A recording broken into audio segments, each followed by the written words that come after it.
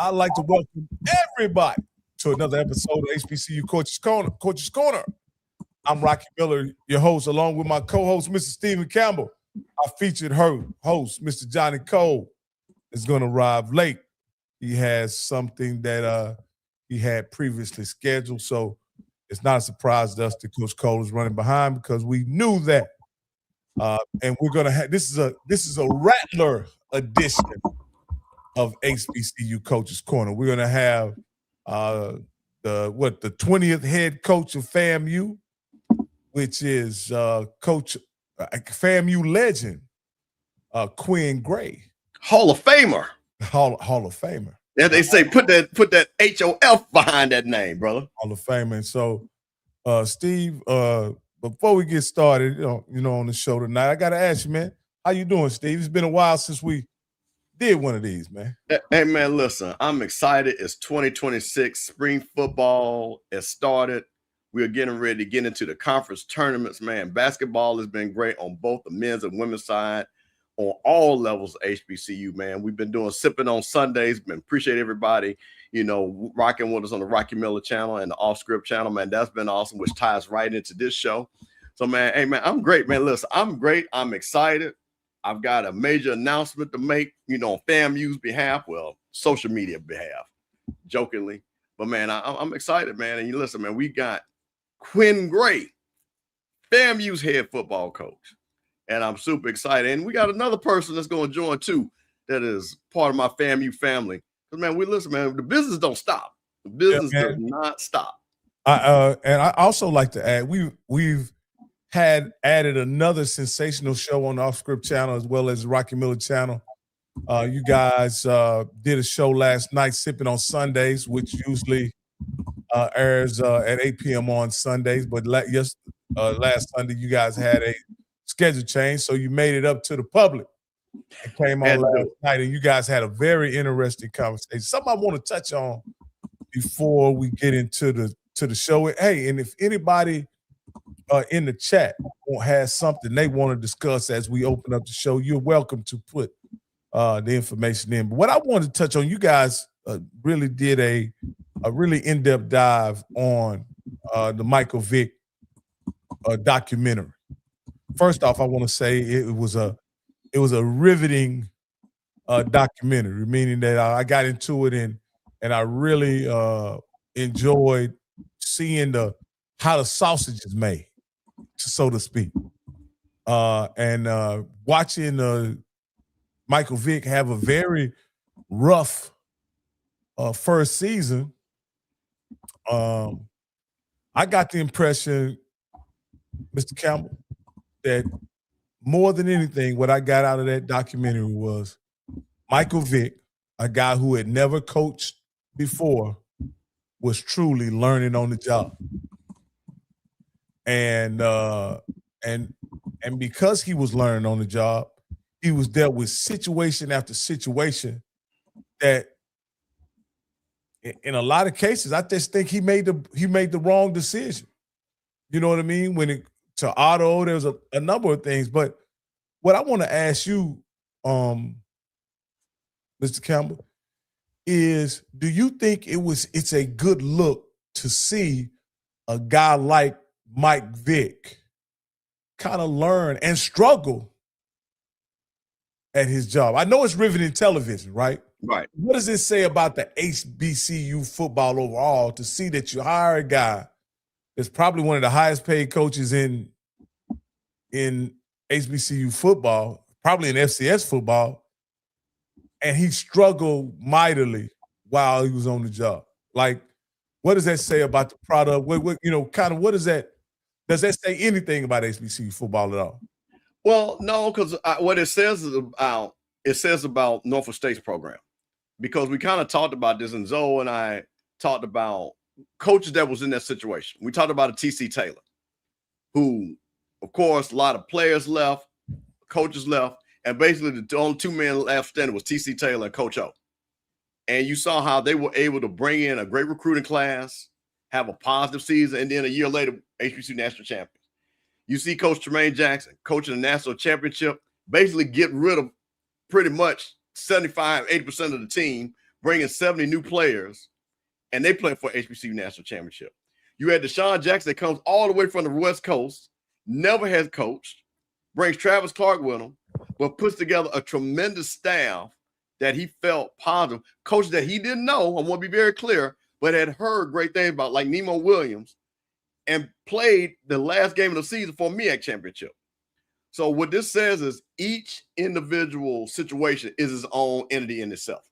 And I think what we're learning, and I want to give Michael Vick a lot of credit, because when you do those things, you never know how it's going to turn out. And what I will say, it is very obvious, he loves his players. And I think the coaches that he brought, that he had some understand that he trusts them, which I totally understand. And I think just looking at it, he wants the best for Norfolk State. But what we found out, coaching ain't easy, man. Coaching is not easy. And Coach Quinn Gray is probably going to talk about the heavy lift he's got to do at FAMU, because there are a lot of things that he has to heavy lift at FAMU that we all know about. It's no secret. So to watch it, what I found fascinating was you hear all the great coaches, and what's the first building block of a championship team? Discipline.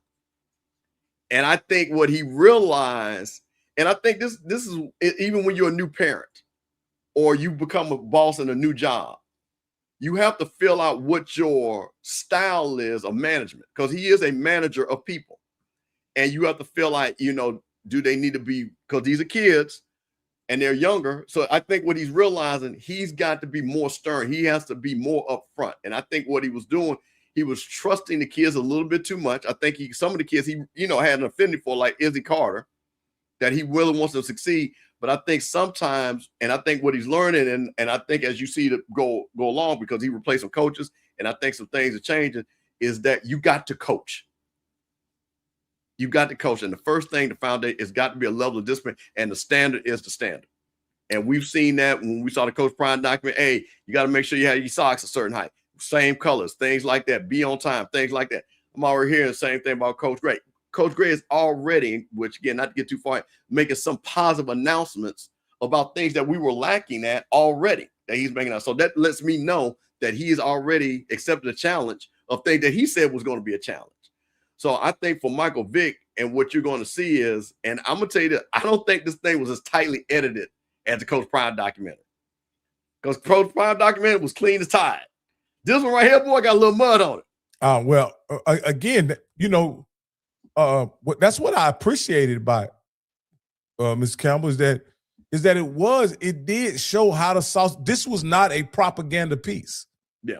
You know what I mean? No, sir. This was a piece that was filled with drama, and I think there was a level of authenticity to it that you generally don't get from coaches. Michael Vick and Marcus Vick, I think, did an amazing job of talking about the struggles that they were having with the decisions that they were making, especially at quarterback.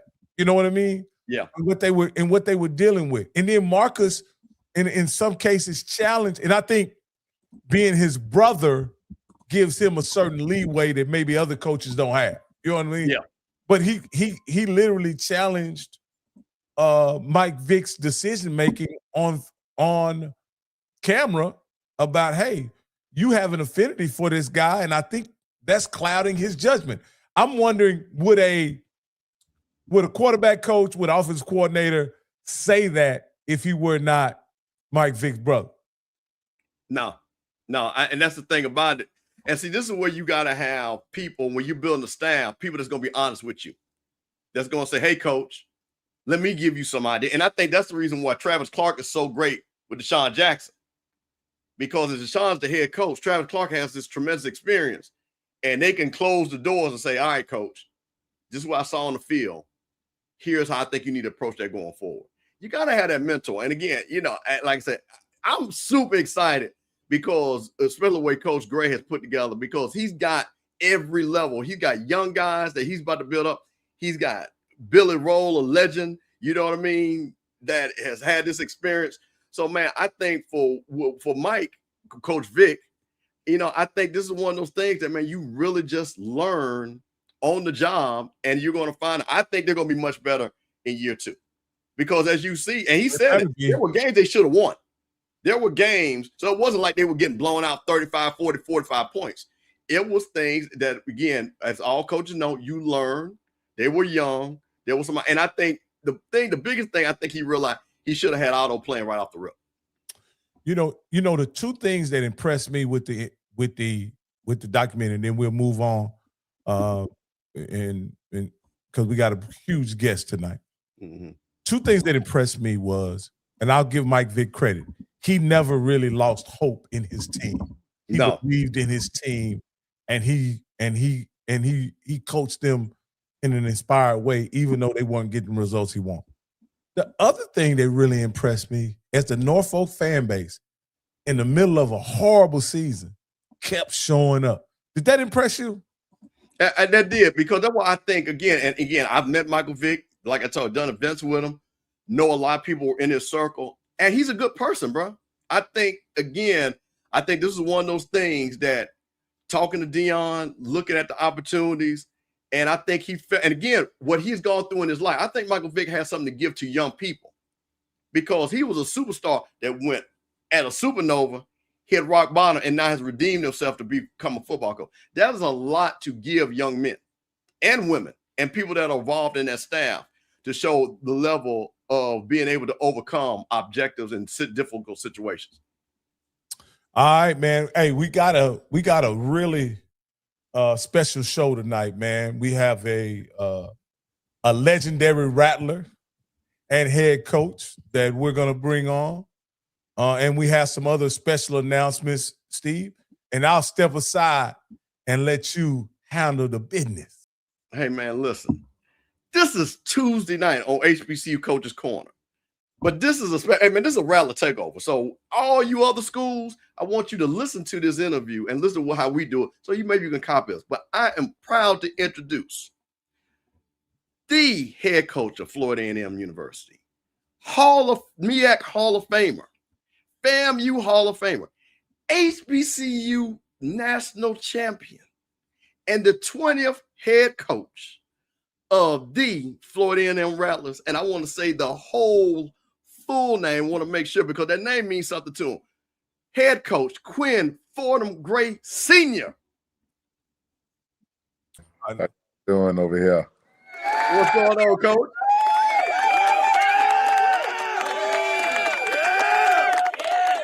A great day's work, man, and just getting to the house and able to relax a little bit. But, I'm excited about being on with you guys.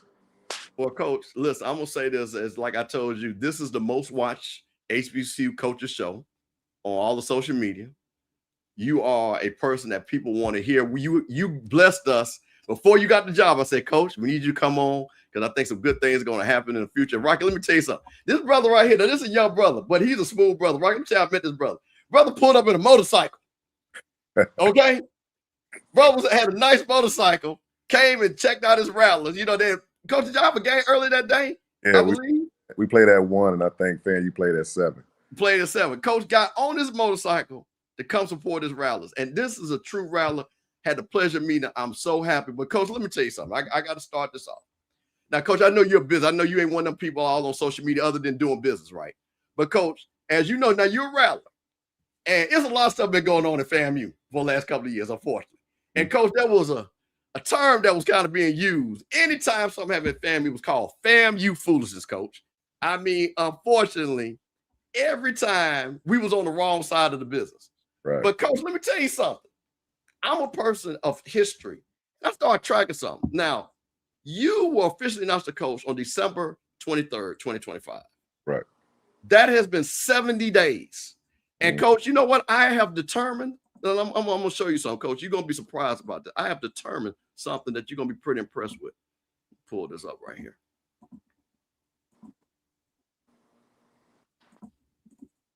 Coach, can you see that? Yeah, I can see it. We have had 70 days, Coach, without no foolishness. Coach, we ain't been in the news. We ain't had to get on social media. We ain't had to say what happened. We ain't had to have these prayer meetings. Right. We ain't had to post in the 220 club asking you crazy questions. Right. So, Coach, I'm just going to tell you, your positive vibe has already started. So we have not had 70 days of, as I like to say, gray skies. Mm-hmm. Of gray skies. So, Coach, I want to tell you, for me, who's somebody that's in this media space, and Coach, that was anytime something happened at FAMU, I would get tagged by every school, every person. But Coach, this says a lot about what I believe people at FAMU believe who and what you are and the things you do. Now, Coach, this 70 days of gray skies also has led into something else, Coach, that I think is important. Coach, we had something that was called Restore the Strike. Right. And Coach, I saw them nice shirts that you had, so you got to get your boy one. Oh, yeah. But Coach, the thing about Restore the Strike, Coach, and I'm going to bring on somebody special to talk about this that even knows more about it. Coach, do you realize, and I'm just going to show this, and then we're going to bring this down because we're going to bring this back. Because of Coach who and what you are, Coach, we have raised, since you got announced, $327,640. Yeah. Coach, that's Restoring the Strike right there. That's right. And so, to be honest, go ahead, Coach. That's just the level, and that's just the tip of the iceberg, to be honest with you, man. Because if you look down there, you're talking about $327,000 with only 894 donors. You're talking about FAMU has over 80,000 living alumni, right? So you're talking about, you ain't even talking about the tip of the iceberg. I think just the excitement around the coaching staff, myself, and just what the fan base needs in terms of a shot in the arm, right? Because whatever over the last couple of years or whatever has taken place, you know, our fan base has just been looking for something to hang on to and to cheer for. So, you know, the excitement around, you know, myself coming back home and the opportunity to lead this group of young men, and then just to be at my alma mater, man, has been tremendous so far. And I've been hitting the ground running, to be honest with you. There really hasn't been a week where I haven't been on the road trying to make sure that we're talking to different alumni associations and being at different clinics. We just spoke at the Orlando Nike Coach of the Year clinic, talking to the high school coaches, making sure they understand the importance of the roles that they still play despite the transfer portal and all that good stuff. And then just having the opportunity this upcoming week to go down to Melbourne and talk with some regional national alumni folks that will have a roundtable this upcoming weekend. So, you know, I'm excited about where we're headed, you know, and then just the participation and some of the things that we'll be able to do with the donations. Because at the end of the day, we didn't have any goalposts on the practice field. We got goalposts ordered with some of the donation money to get the goalposts on the practice field, so our field goal kickers, extra point field goal kickers, can have what they need and not have to go in the stadium to work on those things. So for us, man, we're gonna do right by folks that decided that they want to make sure we have what we need in terms of getting ourselves where we're trying to go from a production and then also from a preparation standpoint. So we're going to do what it is that we need to do the right way and make sure people, and we're going to be very transparent with what we utilize this money for. And we're going to make sure that people realize and understand what we're doing with it, so they'll know that their dollars aren't going to a black hole or going somewhere that it ain't supposed to go. Now, Coach, I'm going to say this. The person that brought this great idea to you is somebody that is dear to me, is my freshman brother. We've known each other since we was 18 years old. That's right. Marvin Green, major gift officer for athletics and the Marching 100. So, Coach, listen, me and Marvin talked. This thing is still alive, Coach. And Marvin told me, he said, Brother Campbell, we got to get this at least to 1,000.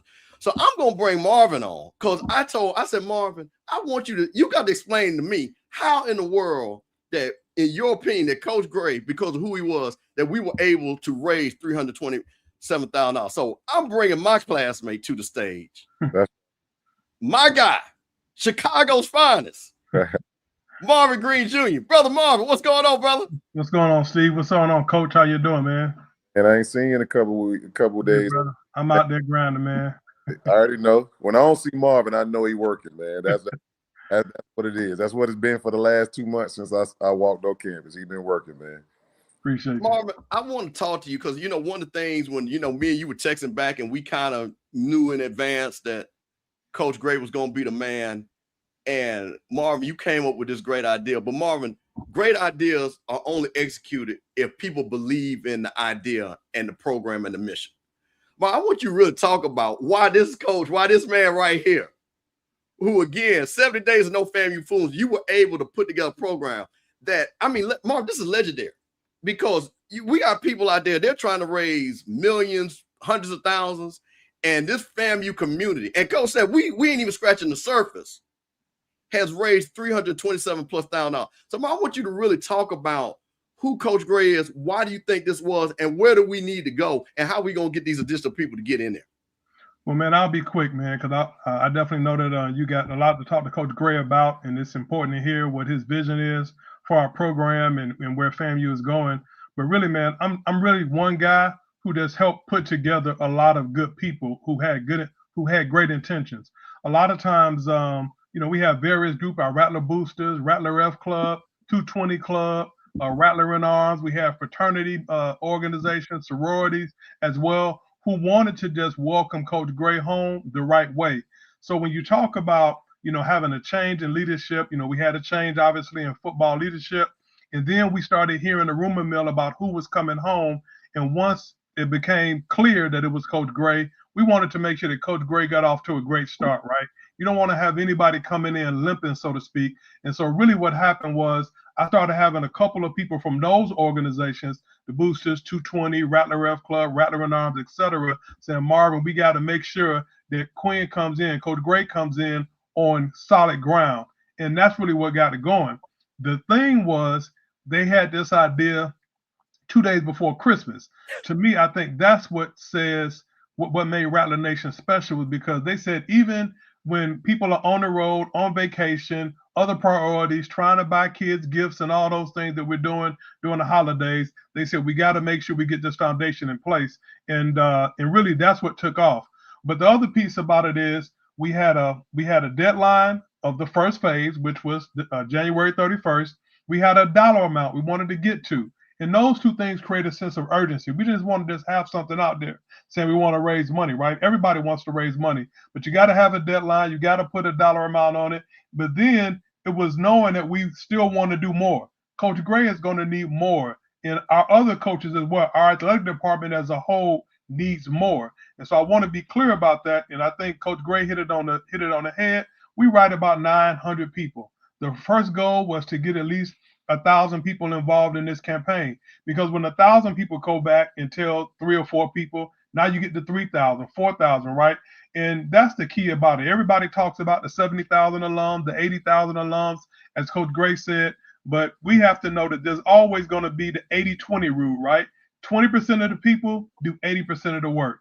And so I think our goal is how do we get to that 20% of Rattlers who say that they committed, who said that they want to see the team win, who said that they want to make sure that Coach Gray has what he has, so that when you're bragging in the stands, we use that term brag different. Well, brag different means you have to brag with your purse strings as well. And so that's really what this thing is about, man. Like I said, I just happen to be in a position.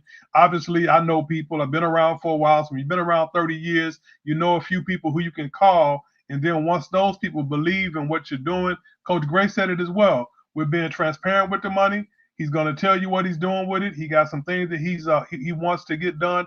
ASAP, and then he got some things that are bigger projects that we need to even continue to kind of put the pedal to the metal on as well. So I appreciate you for having me, man. All I want to say is restore the strike was Coach Gray's, he called it his slogan.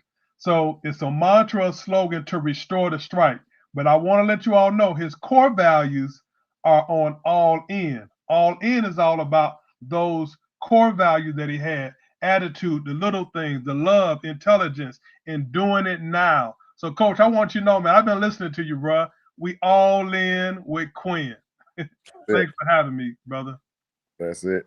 That's it, man. That and Marvin is obviously, man, kudos to Marvin because he brought this idea to me. And he as soon as we, everything was announced, it was we hit the ground running. Hey, Coach, what do you want this thing to look like? What do you want to call it? How do you want it? When all of this stuff started going in motion, man, I knew for a fact it was about the strike and being a Rattler. And what was it that we need? We need to restore the strike because a lot of people feel like FAMU ain't where they once were. So we need to restore the strike so we can continue to and make sure that we're continuing to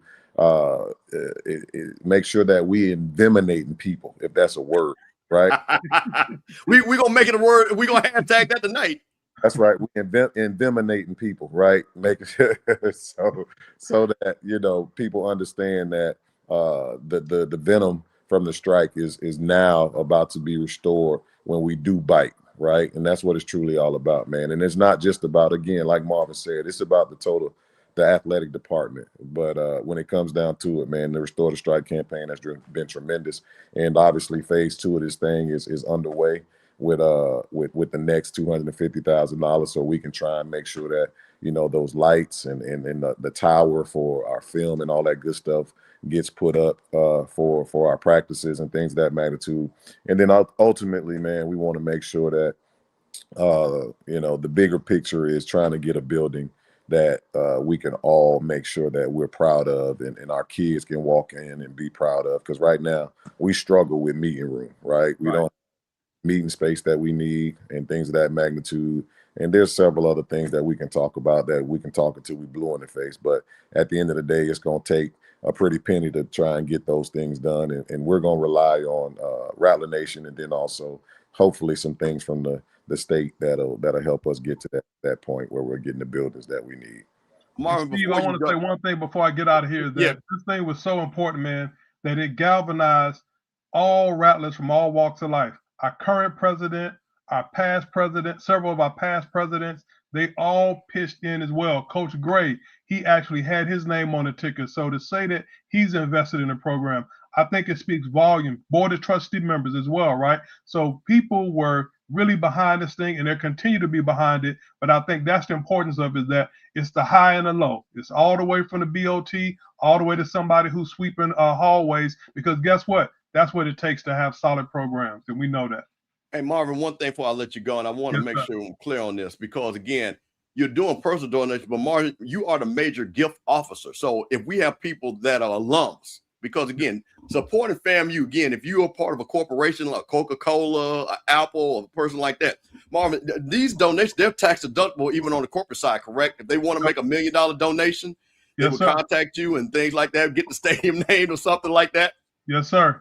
We have all those conversations. Marvin.greenjr@famu.edu.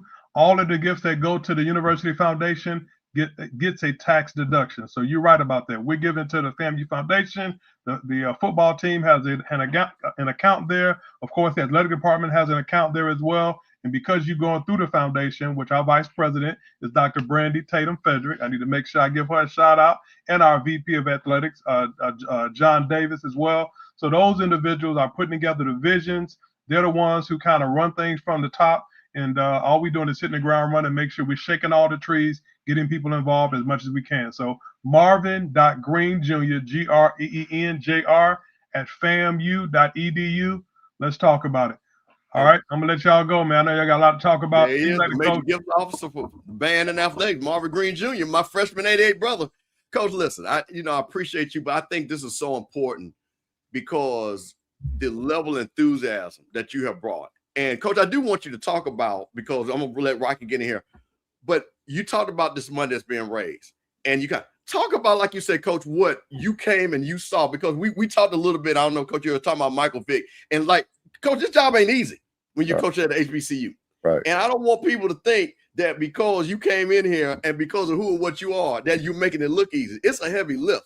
So, Coach, talk a little bit about, of course, because again, as you can, when you observe some of the things we need, and you say, you know what, I can use the money for this, this, and this. And what are some of your bigger goals to say, hey, when we get to phase 2 and 3 and these corporate sponsors, that, yeah, we're looking for 10 corporate sponsors that to do $250,000 a piece. You know what I mean? To get to the bigger level. Because I really think people need to understand where, like you said, what you're seeing from where you played, where it's still the same, but where we need to go, where excellence is where it should be at.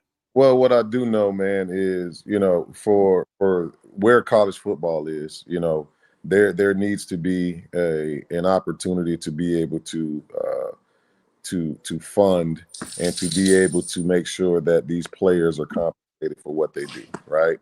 Obviously, with the collectives and things of that magnitude, there has to be an opportunity to be able to make sure that we're able to give these players some resources, because at the end of the day, a lot of these players, man, believe it or not, they're not begging and asking for outlandish things, cars and jewelry and all this good stuff. A lot of these kids are just asking for the opportunity to take their girlfriends out on a date every weekend. You know what I mean? So to be able to help them do those things that are, to me, that are life things, is vital, to be honest with you. So for us to be able to help in the money with the collective, and then be able to have that rev share for our student athletes is tremendous. So gone are the days of not being able to compensate these players and do what we need to do to help them just live normal lives are gone, to be honest with you. So for me to come in the door and just realize and see the things that when I left as a player, and some of the things are still the same, that to me is where we are from a FAMU standpoint, and who we say we are as FAMUans. I think it's totally absurd, to be honest with you, if for a lack of better term, because there's a lot of schools that, in my opinion, that were below where FAMU was at one point, that have taken the necessary steps to get themselves where they are. And just to name a few, let's just talk about it, right? Let's talk about, Coach. Talking about FIU, right? You're talking about a school that had just started football, and FAMU had been playing football for several years. They've done what they've needed to do, and they've become a FBS, group of five FBS school. FAU, same thing. Central Florida, same thing. South Florida, same thing. All of these schools, in my opinion, where had we, or if we are able to do things the right way, we could be exactly where these folks are. But we are where we are, right? So we're not going to cry over spilled milk. So for us, it's about continuing to make sure that we're steering the boat in the right direction, and making sure that we're doing and putting our best foot forward to make FAMU the best that it could possibly be. And for me, just getting the resources to be able to do that and have just the minimum is what we're talking about. Lights for us to be able to practice in the morning on the practice field. You know what I mean? A tower for us to be able to film practice, things of that magnitude. A storage area for us to be able to store our equipment on the practice field, where it ain't getting rained on when it does rain, that we can put it up and store it, and things of that magnitude. So you're talking about things that are just minimal things to run a collegiate athletic department and a collegiate program from a football standpoint. So for me, man, this Restore the Strike campaign has been tremendous for myself and the program. And we're going to do right and make sure that we're doing what it is that we need to do to put our kids in the best situations to be successful with the equipment that they need from a practice standpoint, and then also just from a technology standpoint, because we're talking about gone are the days where you hand out paper playbooks and three ring binders and things of that magnitude. So we talked about having iPads for our kids and things like that. So, all of this stuff is on the table, but we want to make sure that we're hitting and grabbing that low hanging fruit that we can go ahead and grab, versus those things that are a little bit higher in the tree, like a facility, right? We understand that we need a facility. We've been in the same facility since 1982. You know what I mean? And we got couple buckets in the locker room that catch water from the ceiling. But at the end of the day, we're gonna make it do what it do until we're able to get that building that we need. And the fact that these kids are still coming each and every day and sitting in the locker room for our team meetings and things like that, and continuing to fight for this university says a lot for them. So to me, we owe it to these new generation of Rattlers to make sure that we give them the opportunity to see better as we move forward at FAMU. Coach, that's amazing. And I'm gonna tell you this, and me and Marvin talk, and I'm gonna say this to, hey, listen, Rattlers, we got some people that are directors, there's some vice president at Home Depot, at Lowe's. Hey man, listen, y'all around there sponsor ESPN. Have them folks from Home Depot, that North Florida area, come to Coach Shed. Come on, Home Depot. You put your Home Depot sign behind Coach and do a beautiful interview commercial for you and put that FAMU logo on it. So Home Depot, so Coach, those are things that I think, again, like you say, the 80,000 alumni. Again, we don't have regular alumni, Coach. Right. We got top tier alumni. So so that's the reason why I want you to come on there, because this is a big amplification. Because people are going to watch this and say, man, oh, man, I didn't even think about that. I work at Home Depot. Let me call Marvin and see if we can get Coach a shed. And like you say, each one's a building block to that greatness that I know you're going to bring us back. As you say, restore that strike. So, Coach, I wanted to get that out the way. Now we're getting ready to talk some football, because Rocky about that football. You know what I mean? But I had to do, I had to get the FAMU out the way. You know what I'm saying? For you and for my man Marvin. So, Rocky, listen, now you come on in. And now, but tread carefully now. Because like I say. I appreciated Coach Gray. I didn't know you. I didn't know much about you, Coach Gray, until you came on our show a few months ago while you were involved in the NCAA Division II playoffs. You came on our show and you did something I thought was very authentic, right? While holding the job at Albany State, I asked you a gotcha question about your interest in being the FAMU head coach.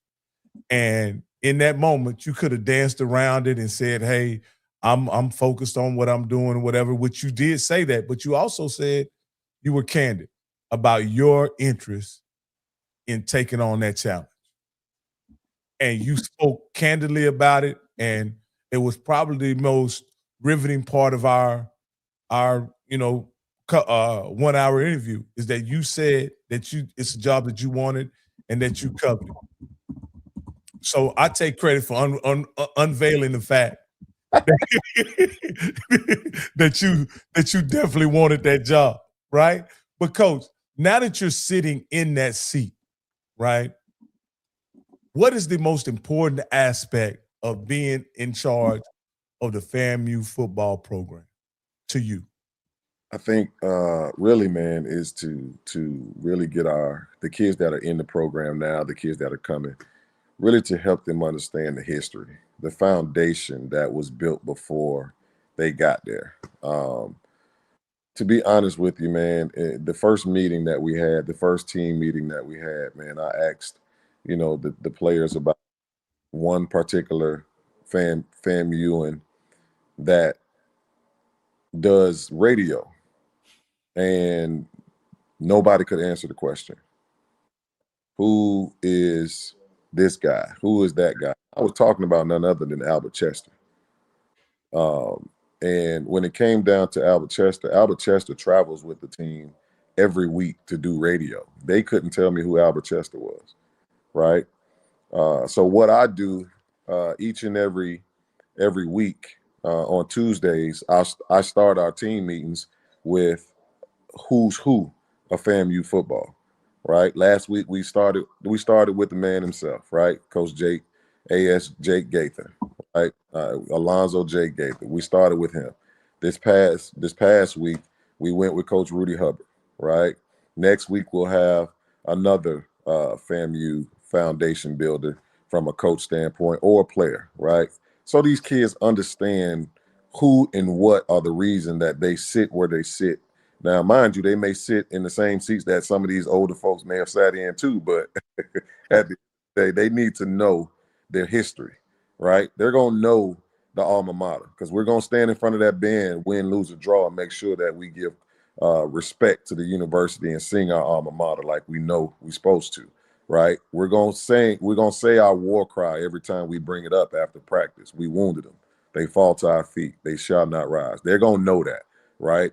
But for me, the most important piece to this thing, man, is making sure that we get these kids to understand the foundation that was laid before them, and they play with the pride that FAMU deserves, because this university has done so much for so many people, and it's doing so much for these young people in the program now, that they need to understand that the orange and green that they wear, it carries more weight than they probably know about until they leave and come back and understand how much weight this orange and green actually weighs when it comes down to it. So for me, man, to be in this seat, it's truly a blessing. It's truly an honor, because at the end of the day, I'm sitting in the seat that my coach, that I looked up to, Coach Billy Joe, sat in. I'm talking about the very same office that he coached me in, and when I go in that office every day, man, I have no choice but to think about some of the things that he would impart to some of us as his players and things of that magnitude. So, man, for me, it's a blessing, and it's truly a dream come true.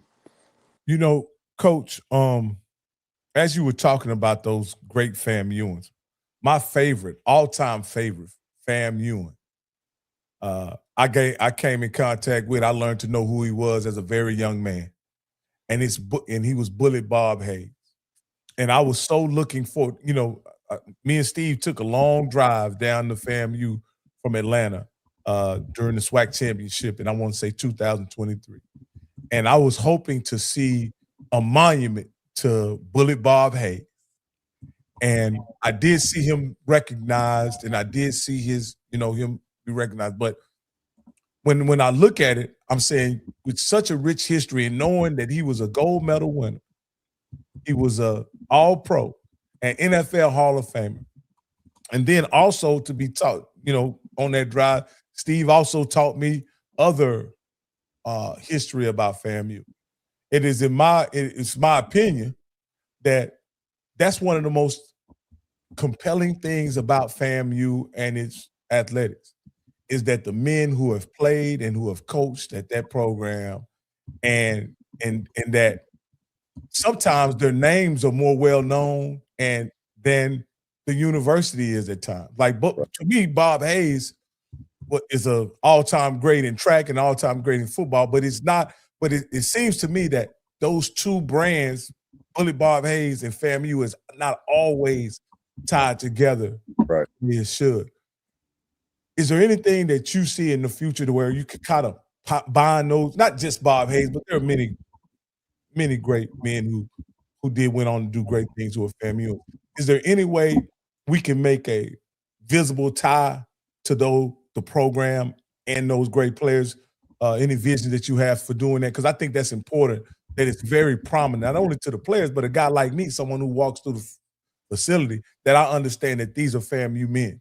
No, absolutely, man. I think for us and myself, some of the branding things and ideas that I have for our building really incorporates that. You know what I mean? You're talking about, as you speak about Bully Bob Hayes, you're talking about the guy who made defenses create cover two, right? You're talking about the only human alive that won a gold medal in the Super Bowl in his lifetime, right? So to have these type of people that come through and these same walls that we are currently in, and to not honor those folks, I think personally, I think we do need to do a better job of making sure that we recognize and honor these folks in different ways that different universities have done in such a way, like South Carolina, right? It has a statue out of their arena at the University of South Carolina, right?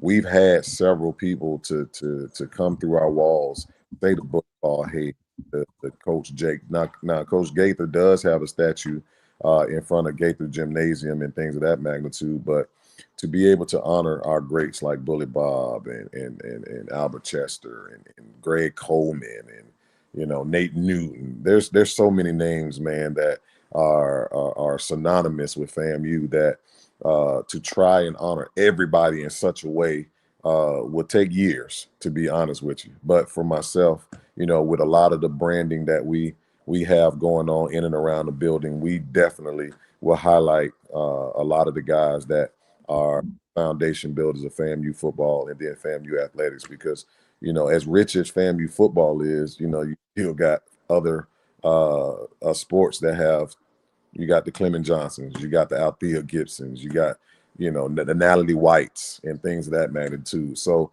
you got so many people that have walked the hallways of FAMU from an athletic standpoint that, you know, we have a duty to make sure that we recognize and make sure that the younger generation and the newer generation understand the people that have come before them, so they'll know who and how they've gotten to where they are in terms of FAMU. You know, one of the things I did understand while I had a visit and got a chance to meet Willie, Coach Simmons, and some of the other esteemed alumni there at FAMU, like no other place I can truly say I've ever been. Those people love FAMU. Man, they call us. I heard somebody call us a cult one day, man. They love FAMU. Listen, and I mean to cut you off, but it's a different feeling, man. Like I know Jacksonians love their school, Alkanites love their school, but it's different, man, being a FAMU, right? Man, that when that orange is bright and that green is tighter, man, it's different, right? And it's just something about the orange and green and being able to represent this university, man, because this university has done so much for so many people, man, that, you know, to say that a lot of us owe FAMU and we'd never be able to repay what FAMU gave to us is just an understatement, right? Because at the end of the day, as I said, we're called a cult a lot of times, and I'm proud to say I'm a part of that cult, right? Because at the end of the day, I wouldn't have had it any other way. Now that you know, the fact that I did choose to attend FAMU, man, I don't think I would have ever been able to understand anything differently than what I chose to do, and that's to go to FAMU, man. So to be a part of this cult has truly been life-changing, man, because over the years you meet so many different people in different aspects of life that are FAMUans. You're talking about executives, you're talking about athletics, you're talking about entrepreneurs, you're talking about generals and things like that in the military. There's FAMUans are everywhere, right? So there's not a place in this world that you can go that you're not going to run into a FAMU. I ran it when I was over playing in Germany back in 2003. I ran into a couple of FAMUans that were over there serving in the military. So to say that everywhere you go, you probably going to run into a FAMU is an understatement. You know, you know, again, how this relates to my next question is that being that you are a FAMU, you know how important having a successful football team is to the FAMU people, right? The one thing that I was surprised to learn is that FAMU is, in recent history, FAMU has come, you know, they've had some rough times, to be honest with you, Coach Quinn. And Willie Simmons was able to get it right. You talk about your coach, Billy Joe, was able to do it. Coach Gaither was able to do it as well, Coach. It seems like these programs, as much as we want to say it may be FAMU's birthright to have a good program, but you can correct me if I'm wrong, FAMU hasn't had a great football team unless they've had a great coach. So that's I mean, that's absolutely right. Like it takes great leadership to have a great program. There's no question about it, right? The leadership, the program reflects its leadership, and that it's simple as that. Like if the leadership ain't where it needs to be, then your program is going to reflect that. If you're a leader and you're not accountable and you're not holding guys accountable, you're going to see that each and every Saturday that you go out there and play football. They're going to be undisciplined. They're not going to do the things that they need to do in situational football, and they're not going to do what they need to do in terms of academics as well. So when it comes down to it, man, great leaders understand what it takes to be champion. And every day you have to be a champion because a standard is the standard. And once you set your standards for your program, that's what creates your culture, right? And making sure that these student athletes understand what it is that's going to make them successful, versus what is not going to help them be successful, I think is more important, because at the end of the day, you want to make sure that you're loving them more than you're tearing them down, because at times you're going to have to tear them down to build them back up. Because that's just what life is all about, right? We sometimes we do things that sort of kind of put ourselves in different situations, and then there's consequences for it, right? But at the end of the day, you got to put your arm around them, because when it's all said and done, they don't care how much you care. They ain't gonna do nothing for you until they know how much you care about them, right? And you got, and that second L in all in is love, man. You got to show these kids that you love them. And how do you show these kids that you love them, right? I said it in my press conference, man. We don't spell love L-O-V-E around here. We spell love T-I-M-E, because we got to spend time with them to help them understand that they can trust us. We're going to put them in the best situation that we possibly can to make them successful people in our program. Because I wholeheartedly believe, man, if you build great young men, you're going to build great football players at the same time, because the better young man or better person that they are, the better football players that they can be. And as simple as that. And it starts, with discipline. It starts in the classroom, because if you're doing those two things, you're a disciplined person, you're responsible and accountable, and you're taking care of your academics, then I definitely don't have anything to worry about on the football field, because I know you're going to handle your business with that. But leadership has a lot to do with the success of any program. And that's not just with the head coach, right? That's also depending on the people that you're putting around you as the head coach, that are going to be talking to your players and leading your players every day. Because as the head coach, quite honestly, over these last 2 months, my assistant coaches have had more interaction with the players than I have, because I've been out trying to fundraise. I've been out doing different things for the program. But at the end of the day, to know that I have coaches that I can trust, that are going to make sure that we're speaking the same language to our players, and making sure they know the standards, and holding our players to the standards when I'm not around, is of utmost importance. So for me, man, it's not just FAMU. It's any football program that you look at in and around the country. If you got great leadership, a lot of times it leads to championships. And you're talking about the Tremaine Jacksons. You're talking about the Chennis Berries. Those are my dudes, man. And I talk to them all the time about how they do things and why they do things, because at the end of the day, this is a copycat league, right? You want to be successful, you better be trying to do something that successful coaches are doing. I talked to Chennis when we were at the Legacy Bowl, man. When Chennis beat my ass down at Benedict, and I was at Albany State, I wanted to know what he was doing, because I thought I was doing something right? Until I went in that game and he gave us one, right? So after that, I had to figure out, okay, boom, I'm gonna study Coach Chennis Berry and figure out what he does with his program. Obviously, I'm not gonna take every idea, because every idea that he does doesn't work for everybody. But there's some things that I know that he does that makes his program successful, and I want to know what it is, right? So, as a leader, man, you got to watch and figure out what other leaders are doing, and try to figure out how you can implement some of those things to your program to help your program be successful as well. But it all starts with the leadership. One thing I want to say, Coach, right quick is, I know people are saying they want to talk, let's talk football, but I just want to add this, Coach. My interest in always is the man in charge of the program, because I believe that's a direct reflection of how the football is going to look at the end of the day. The reason why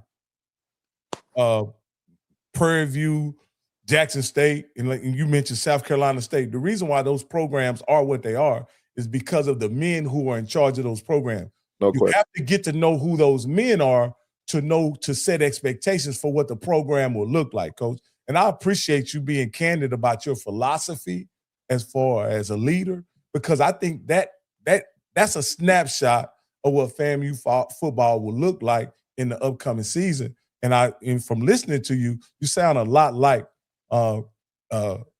Coach Jackson at Prairie View and what his mentality was coming in. Right. But this is my last question. I'm gonna let Steve have it. What is a FAMU football player gonna look like under Quinn Gray? I'm talking about the player. What is he going to look like? What is his attributes going to be? What he's going to put on the field? You're going to be smart, fast, and physical, man. You got to be smart to play this game of football. You got to be fast in everything that you do, and then you got to be physical, man. You got to be violent. This game is a violent game, right?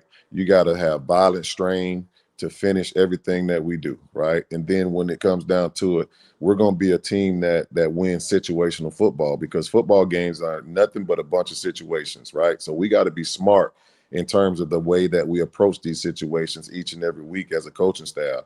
Third downs, right? Green zone, red zone, end of the game situation, 2-minute situation. The game of football is filled with nothing but situations, and we got to make sure our players understand how to react in different situations. And that's what we've started our spring ball with. We are already, obviously for us, we're already working on third downs, and it's only week practice 3, right? So we got to help them understand how important these situations are, because we're going to put the emphasis on what it is that we need them to understand and work on the most. So smart, fast, and physical is what people are going to say that this football team reflects. And that's the perception that not only is going to be the perception, but when you come out of a game playing a FAMU football team, your thing is going to be, well, damn, that was a smart, fast, and physical football team, because that's what we're going to put on display each and every week. So, Coach, I'm going to bring it back to the old school, Coach. It sounds like you're saying mobile, agile, and hostile. Yeah. That's what it sounds like, Coach, in the version 2.0. Right. Now, when you said fast, physical, fast, so Coach, we're going to have to, as they say, take the old to the new. We're going to put that through line right there. Right. See, Rocky, that's there. He talk about that Venom Nation, and he talk about venom inside his DNA. Coach, I want to talk about one of the things that you talked about and one of the bullet points. Coach, I know when you brought on, I think one of the most important things, and I think you had this conversation, I know some of the people in the background, of you wanted to make sure that you want to put together a quality staff. Right. And one of the things that I was fortunate enough to hear early, that President Johnson, along with AD Special Assistant Suggs, heard you and said that talk is cheap. We need money to get the best of the best. No question. Coach, we have a pool of $1.2 million for Coach, and I'm looking at this list. And Coach, I want, because a lot of people, because you had another great addition that just got announced. Right. Coach, I'm going to throw out some names, but I want you to fill in some gaps. But I'm going to tell you some of the names I'm excited about. Now, Coach, you're going to know, because you know the whole staff. Mm-hmm. But Coach, with that $1.2 million, I know you were smart. And you the type of person I know you don't lose or waste no money. But Coach, you got Ryan Lewis. Right. Sam Madison, Billy Rowe. Coach, I mean, you got Toronto Morgan, Coach Cash, Coach Warman, Ron Dugas came across the track. Coach, those are just some of the names that people are saying. Coach, talk about these people and what you're talking about that's going to institute, and what kind of coaches. And, you know, maybe if you could just talk, because a lot of people don't know some of these coaches, you know, they heard the name, but if you can kind of go just some through your staff and give, you know, some bullet points of what we should be excited about, you know, your OC, your DC, Sam Madison, which I think is great. And Coach, I just want to say one thing. There was and you know this because you're from South Florida. Hal Snellenberger had a saying, the state of Miami, where it used to go from Palm Beach. Now I'm looking at all y'all background, Coach. It looks like you try to go from 75, I-10 East, I-10 West, down to I-95. So we try to have the state of FAMU from Atlanta all the way down to Miami. That's what we try to do, Coach. Listen, what I know is when I was here, I know what helped us win championships. It was the I-75 corridor from Atlanta all the way down.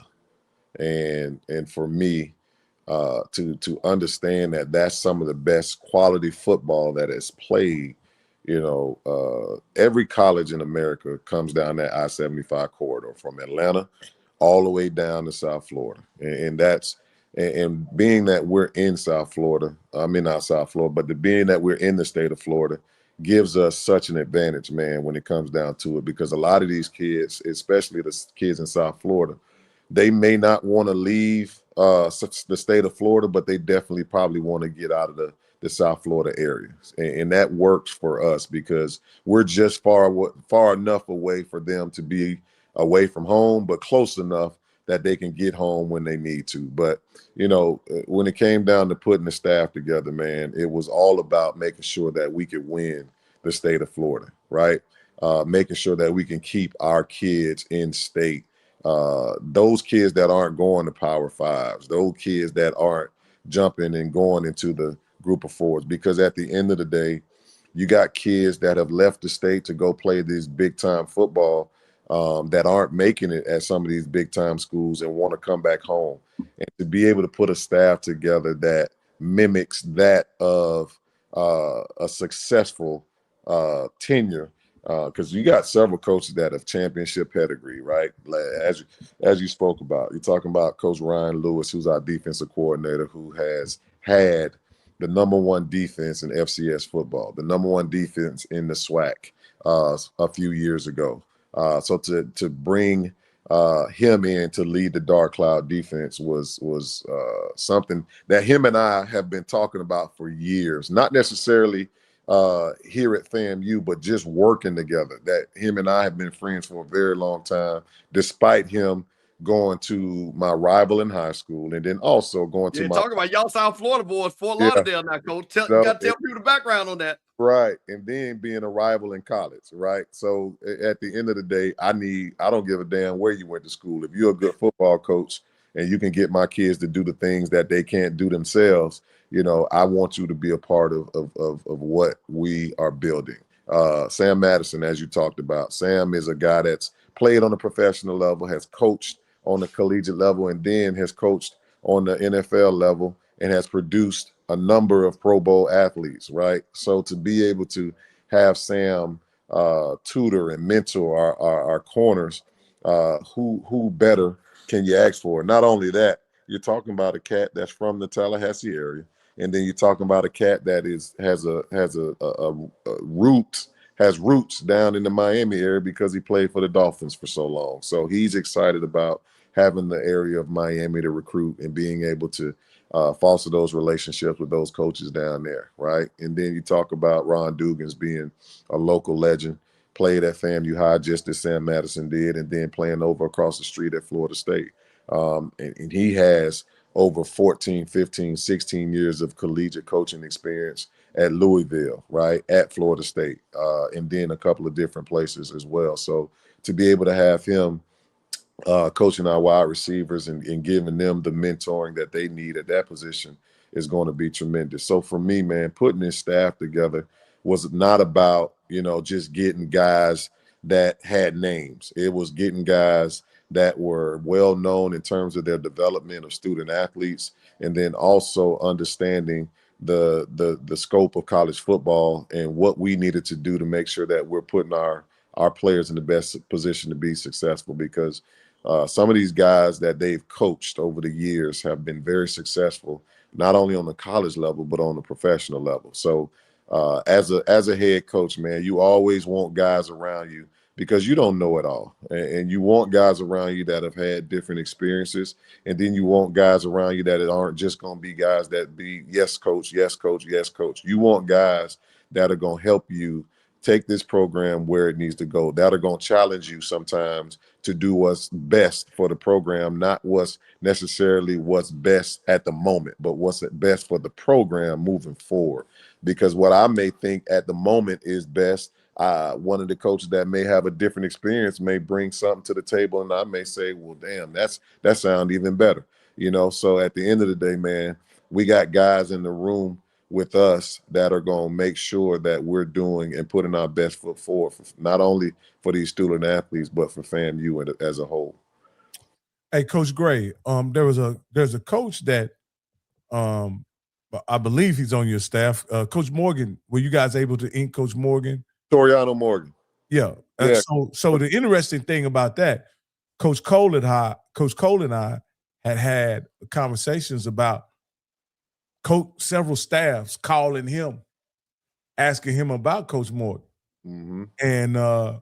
And I think, to be quite honest with you, I was expecting him to land somewhere else based on the conversations that Coach Cole was having with me. Right. And then all of a sudden, out of nowhere, he's at FAMU, Coach. Can you talk about how that kind of unfolded for you guys and and because it was Coach Cole is pretty reliable about the information he provides, Mr. Campbell and I, and for it to go a different kind of way was kind of surprising for me.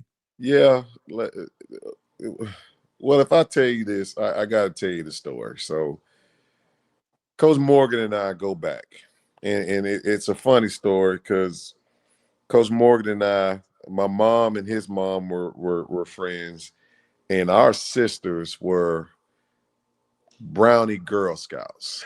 Oh, okay. So Coach Morgan and I, since we were about, I want to say 7, 8 years old, we were a part of the Fort Lauderdale Mount Olive Baptist Church Girl Scouts as honorary cookie take. And we went to Mount Olive Baptist Church throughout our high school. We went to high school together. He was my wide receiver my junior year in high school. He was a senior. We played against each other while he was at Tennessee State and I was at FAM. But our relationship goes back over 35 years, almost 40 years at this point. So that relationship that we have, and to know that, I don't know what happened at his prior place, but to know the quality of person and the quality of coach that he is, and to be able to have that caliber of coach on my staff that is going to help me in different situations, which is why he's my associate head coach, was just a blessing in disguise. Because as you said, I thought, that there wasn't a chance for me to get him. But there's some things that worked out in our favor, and I'm definitely happy that things worked out the way they did, and he's now a Rattler here on FAMU's campus. Yeah. Again, Coach Cole is pretty accurate in his, and he had told me some other staff said, they reached out for him, and he says, looks like they probably gonna make the move, or they want him or whatever, and then all of a sudden it's FAMU. I'm like, hey, what's going on here? And so it's good to know that the coaching business is, as I get to know coaches and stuff, it's such a relationship business. It's relationship driven, man. I promise you, like if there's coaches on this podcast right now, man, understand that, like, if you don't know a coach, the likelihood of you working with that guy, if you don't have somebody that he's close to recommend you or stand on the table for you, the likelihood of you working for that person is probably slim to none. Because when it comes down to understanding the demand and the fact that these 18 to 24-year-olds have your livelihood in their hands, you have to have people around you that you trust. You have to have people around you that understand who you are as a head coach and can get on the same page quickly with who you are and what your standards are and what your expectations are. And to find and to understand that there's just going to be some guys that don't get opportunities because you don't have a relationship with that coach. That's just what it is. That's how unfortunately, that's where the coaching business is when it comes down to it. It's very relational.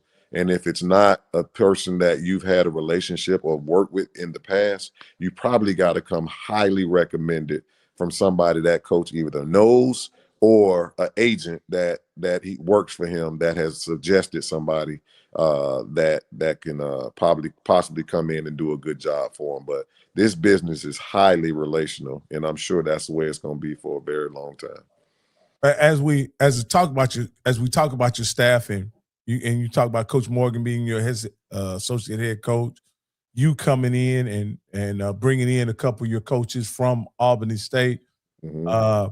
I got to ask this question because you were a play caller at your last stop. Is that correct? Right. Yeah, absolutely. Yeah. Can we anticipate you calling the plays at FAMU as well in Bragg Stadium? You can anticipate it. You can write it down and all that good stuff. But yeah, man, I plan on doing that. But let me preface that with I've hired some guys, again, some great guys around me. And my plan is to I want to hand that part of it over. you know. But at the end of the day, it's about, you know, being able to trust and making sure that that person is on the same page with me, myself, and my thought process from an offensive standpoint. And when that happens, and I think it'll happen sooner than later, you know, I'll be able to turn the reins over to who I feel like I can trust the most in those situations to make the best, put our kids in the best situation to be successful. Obviously, you know, I'll still have my hand in some of that stuff when it comes to offensively, but you know, over the past couple of years being at Albany State, you know, you got.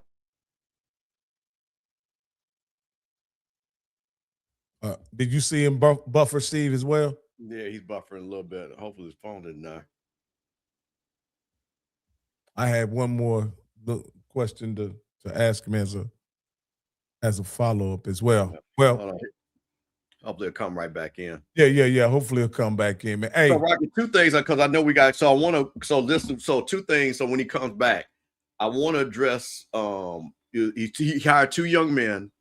We need to talk about what's going on with the spring, and because he also has the spring game on a Friday. Want to talk about that? I want to make sure before we let Coach go, because it's rolling on that.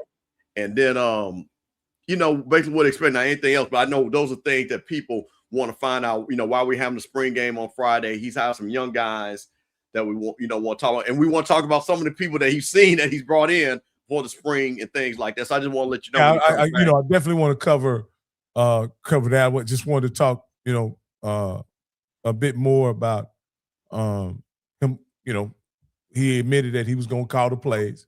And I also wanted to add, Coach Cole has kind of described this, kind of explained to us about if you're a play caller as a offensive coordinator and you've been a play caller as a head coach and you had success, is Coach Cole says it's almost unfair to bring another guy in to call plays. You know what I mean? To be up under that type of scrutiny. You know what I mean? And again, I kind of get what Coach Quinn is saying based on, you know, the conversations we've had with Coach Cole, is to bring someone in and ask them to call plays when a lot of your success as a head coach has been because of the way you've called plays. And I think what's going to happen is it's simple. Willie Simmons was a play caller. He called the plays. There we go. Got you back there, Coach? Oh. Yeah, man, I'm back. I don't know what happened. That's why I don't mess with iPhones, man. I should have been on my Android from the jump. You look better on the iPhone, though. I'll just tell you that. Just hey, Coach, listen, we will, because I know we got to get, because like I said, you one of them early risers. So, Coach, I wanted to talk about, and I know that because I want to be very cognizant of time. So there's a couple things we want to get through. Coach, 2 kids I want to mention that I think is important, especially for the Rattler Nation. I saw you've got Coach Billy Roll. I want you to talk about how important who Coach Roll is. Again, FAMU legend. You also brought in Mikey Victor, who played at Alabama State as a young guy. And also, and I'm super excited that I found out that Nayron Jenkins is going to be a grad assistant, who I feel is a true Rattler. Can you talk about those 3 people and why they're on the staff and Nayron becoming a grad assistant? Well, Nayron, man, when we first, just to talk about Nayron, man, we first got there, you know, it was him walking around the building and things of that magnitude, saying, Coach, hey, man, I know you just getting here and all that good stuff. But, you know, if possible, I just want to hang around and learn and possibly, you know, if I could help in any way, you know. So for a young man to want to volunteer his time and get into the coaching business, I think that's humbling himself, right? Because a lot of times when it comes to this coaching thing, man, everybody is all about getting paid and making sure that they're making $1 versus, you know, trying to get their foot in the door. And he's going about it the right way. Coach, hey, can I volunteer my time? And if a grad assistant position comes open, man, you think I can? And for us, man, he's been a welcome addition. He's been a great guy in and around the building.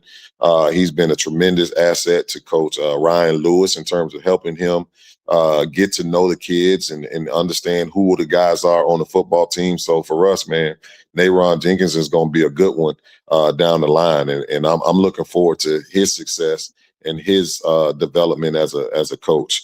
Mikey Victor played for Coach Lewis, right? Yes, he did. So Mikey Victor actually coached up there with Coach Vic last year. So we were able to go ahead and grab Mikey from up there because he had the relationship with Coach Lewis. Mikey played a tremendous amount of football for Coach Lewis over at Alabama State, and then got a chance to play some pro ball. So Mikey is still developing as a coach. So he's in a quality control role for us, working with, the secondary. So I think Mikey, you're talking about a 26-year-old young man that is in a development stage of his coaching career, and he has a lot to learn, but he also has a lot to offer to some of our student athletes because he has different experiences that'll help them matriculate through this defense because he knows it, he's played in it, and he can definitely give them the inner workings of it and how it's supposed to look when it comes down to being successful in it. And then old coach Billy Rowe, right?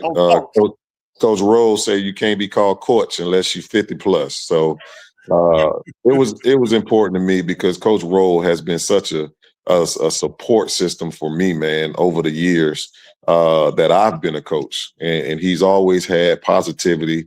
He's always talked positive when it came down to myself and the different opportunities that I've had. And we always had that talk or had that thing in the back of our head. Hey, man, if anything ever happens, because if he was to get a job or something like that, I'd come work for him. And if I ever was to get a job, the possibility of him coming to work with me as well. So, when the opportunity came about, coach is getting up there in age. So the possibility of him getting on the field wasn't, a great thing, but to have him in and around the program with the development of our players, because he's the player development guy. And then he also deals with high school relations because he has so many relationships with the different coaches in and around the state. I would have been a fool not to have him a part of that and help me to navigate, the coaches in and around the state, and then also help with the development because he's seen so much when it comes down to college football and then the way things have gone on and around the campus on FAMU for the last several years because he's been on Willie's staff and he's helped them win a Celebration Bowl championship. So for me, hopefully, we'll be able to do that thing one more time as well and get to the Celebration Bowl and do what we need to do to win a championship. Now, Coach, you started spring ball. You got your players there. You brought in a tremendous. Some of the players are on. Hey, you got Coach. Thank you. Got my nephew Amar Parker down there. Yeah. I was super excited, and I told him the first thing I told him is you follow that man, and he'll get you where you want to be, and also learn the history because there's a difference between playing football for FAMU and being a Rattler. Coach, talk about what you've seen some in the spring ball. Some of the players that you brought in that were able to come in, from the December, to come in and participate. Some of the players that are still there that you say, hey, I want you to be part of the team. And also, Coach, in the end, I was curious to know, why is the spring game on a Friday? Because we want to know that too. Well, to answer your first question, man, I think, over the last few weeks, we've been able to, really see our guys move and put them in different situations from a conditioning standpoint to see who was going to quit. You know what I mean? Because at the end of the day, we want guys that want to be there. We want guys that are going to fight through adversity. And we want guys that are going to be smart, fast, and physical. Simple as that, right? But for us, we're in day 3 or just finished up with day 3 of practice. But we're highly happy with what we've seen over the last 3 days of practice. We got guys flying around. We got guys that are really, I think, just from a standpoint of when we first walked in the door to where we're at now, I think the confidence level has really been elevated in terms of the trust that we're building, and then also to see the guys feel like they have some ownership to what they're doing, right?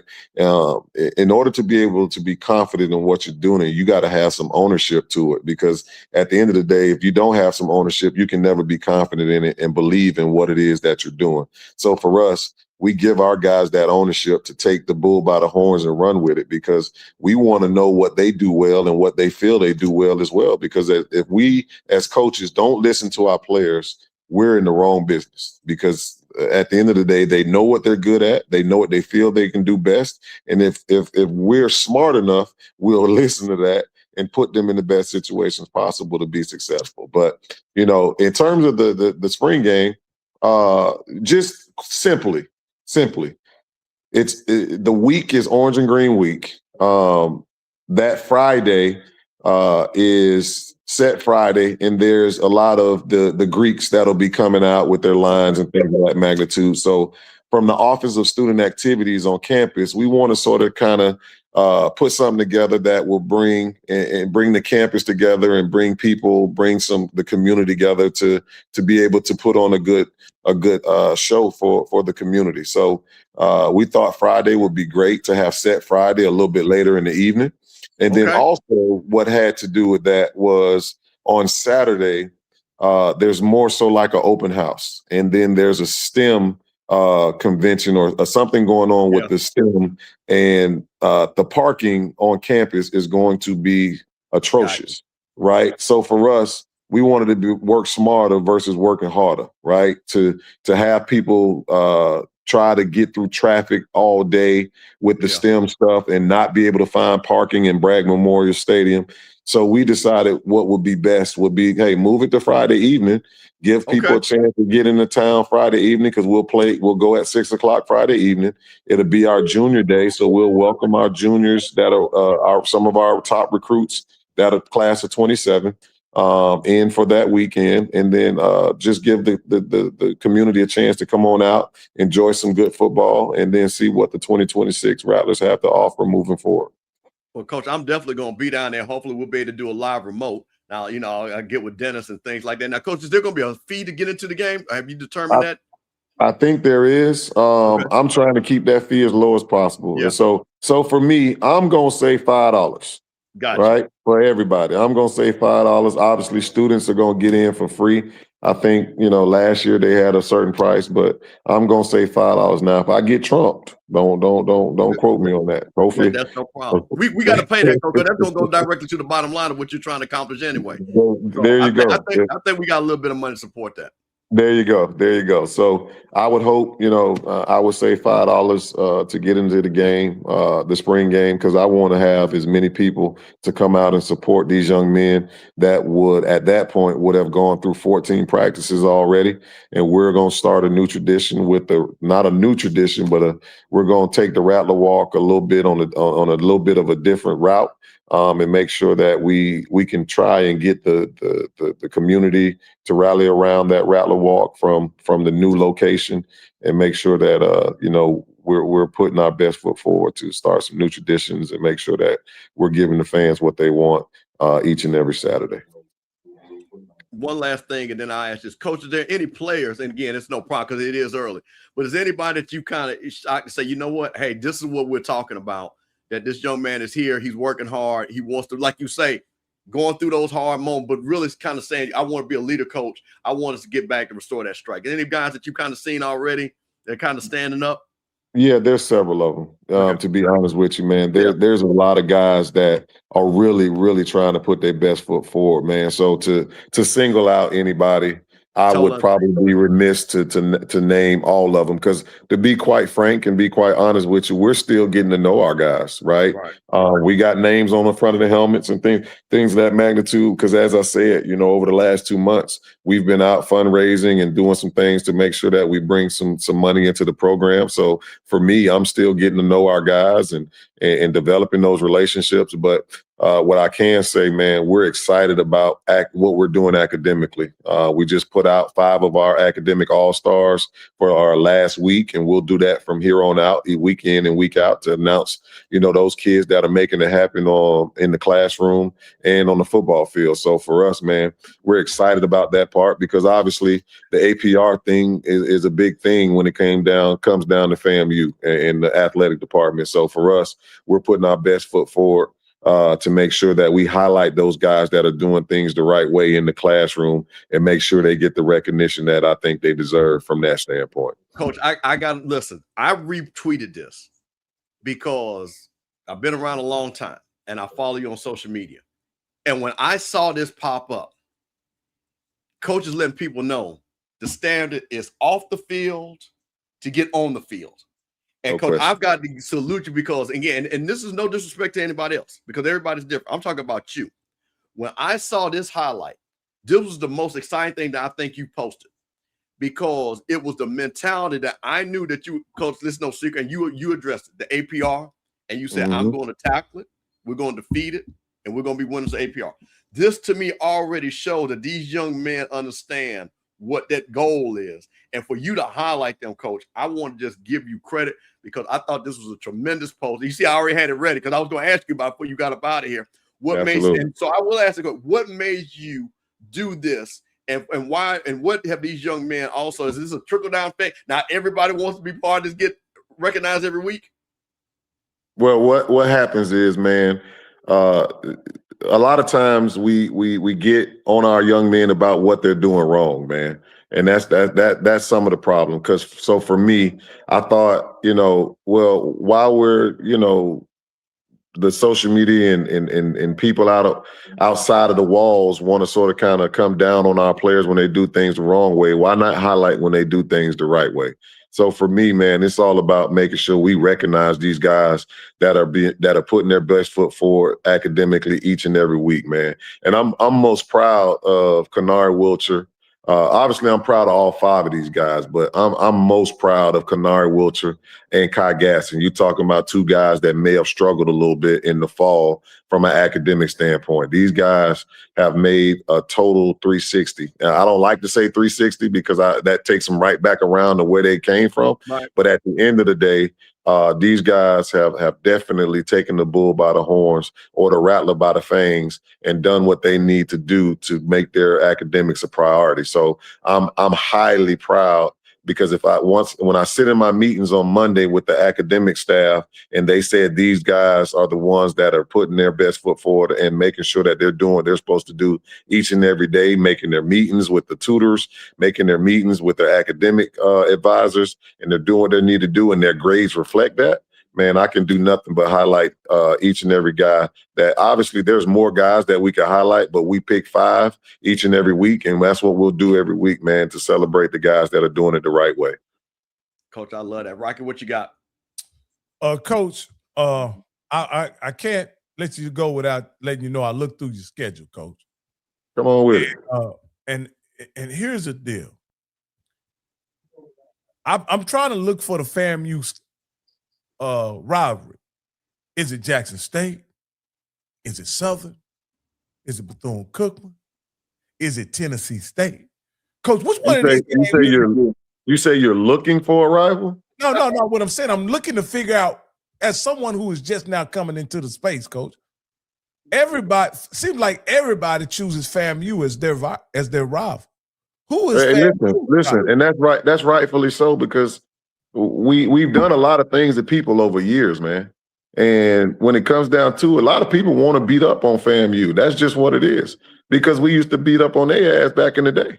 And that's just, think when I tell you, it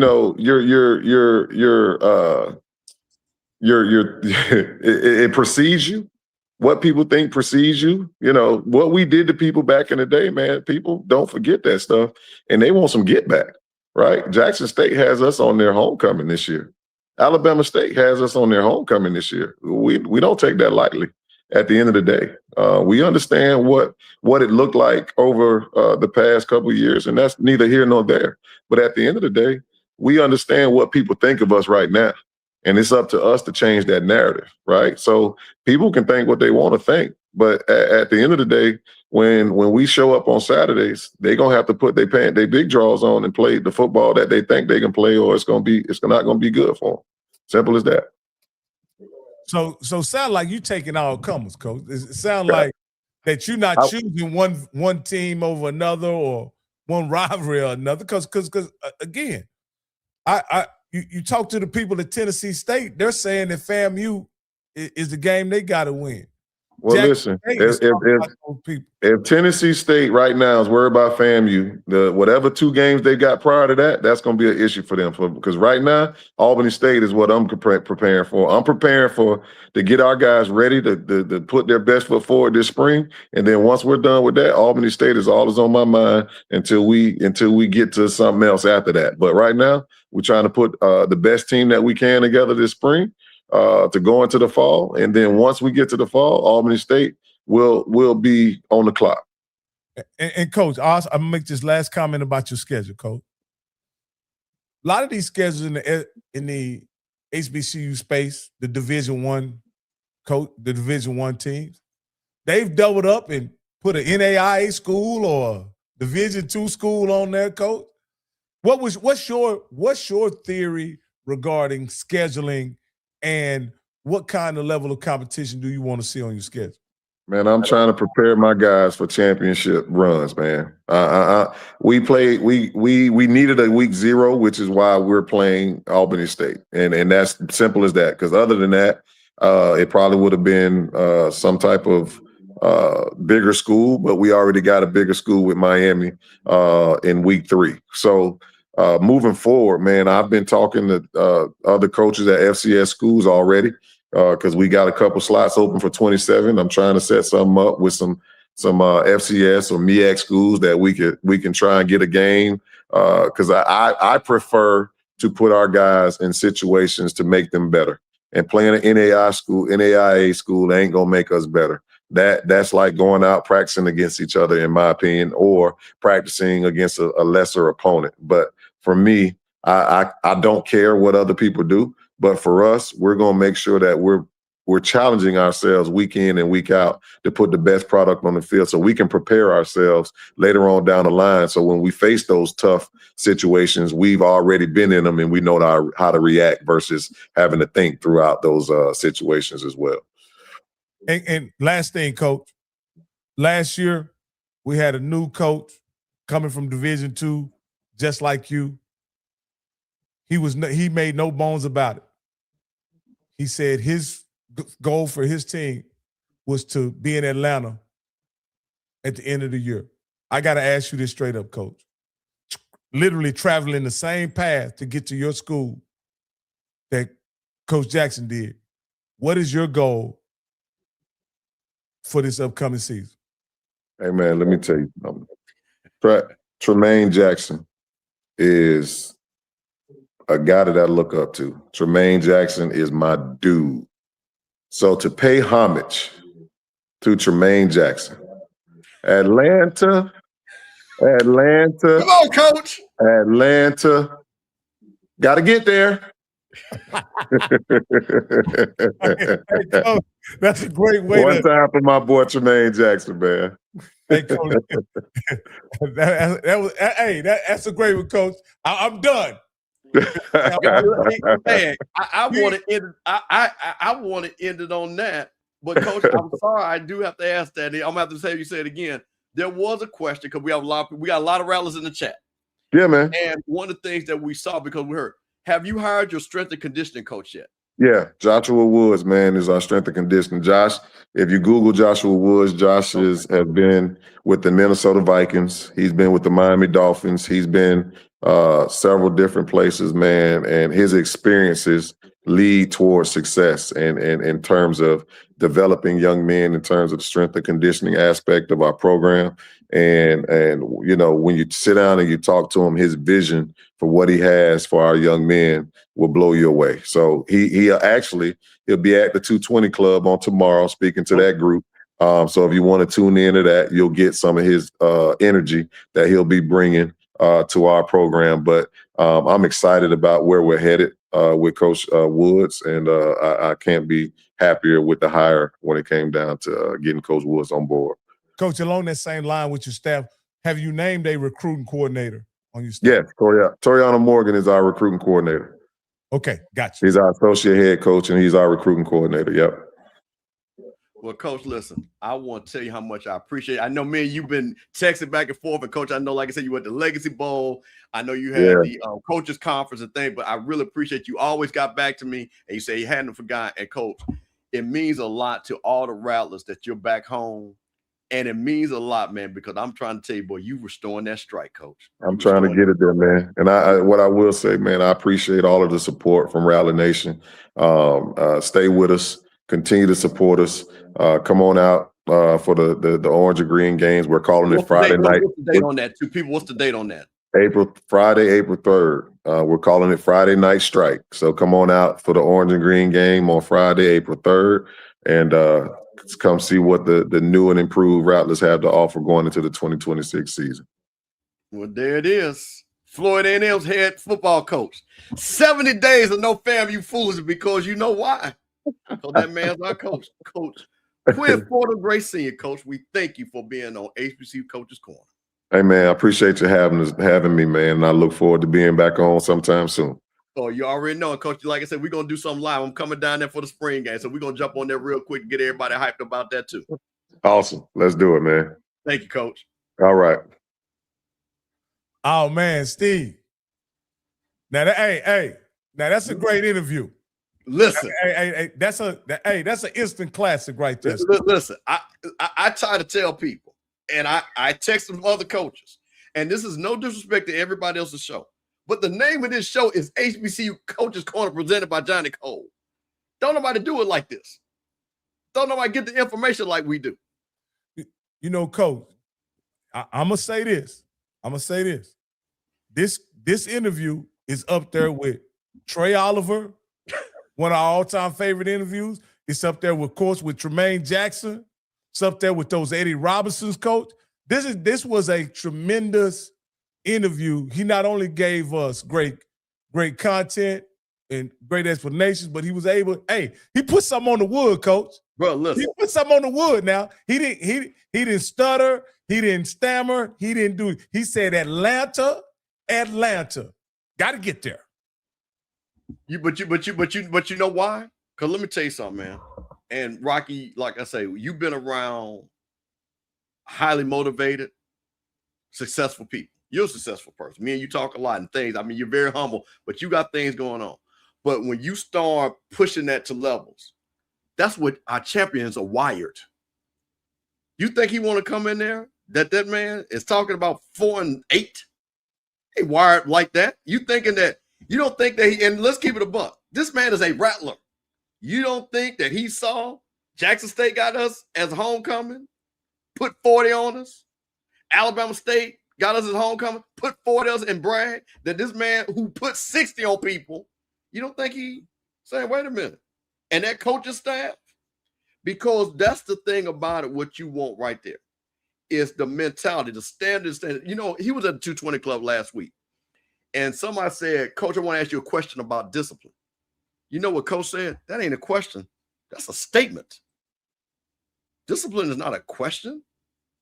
What did we just see on the Coach Vic doc? See the difference? And no disrespect, but I'm talking about somebody that's been there that understands it.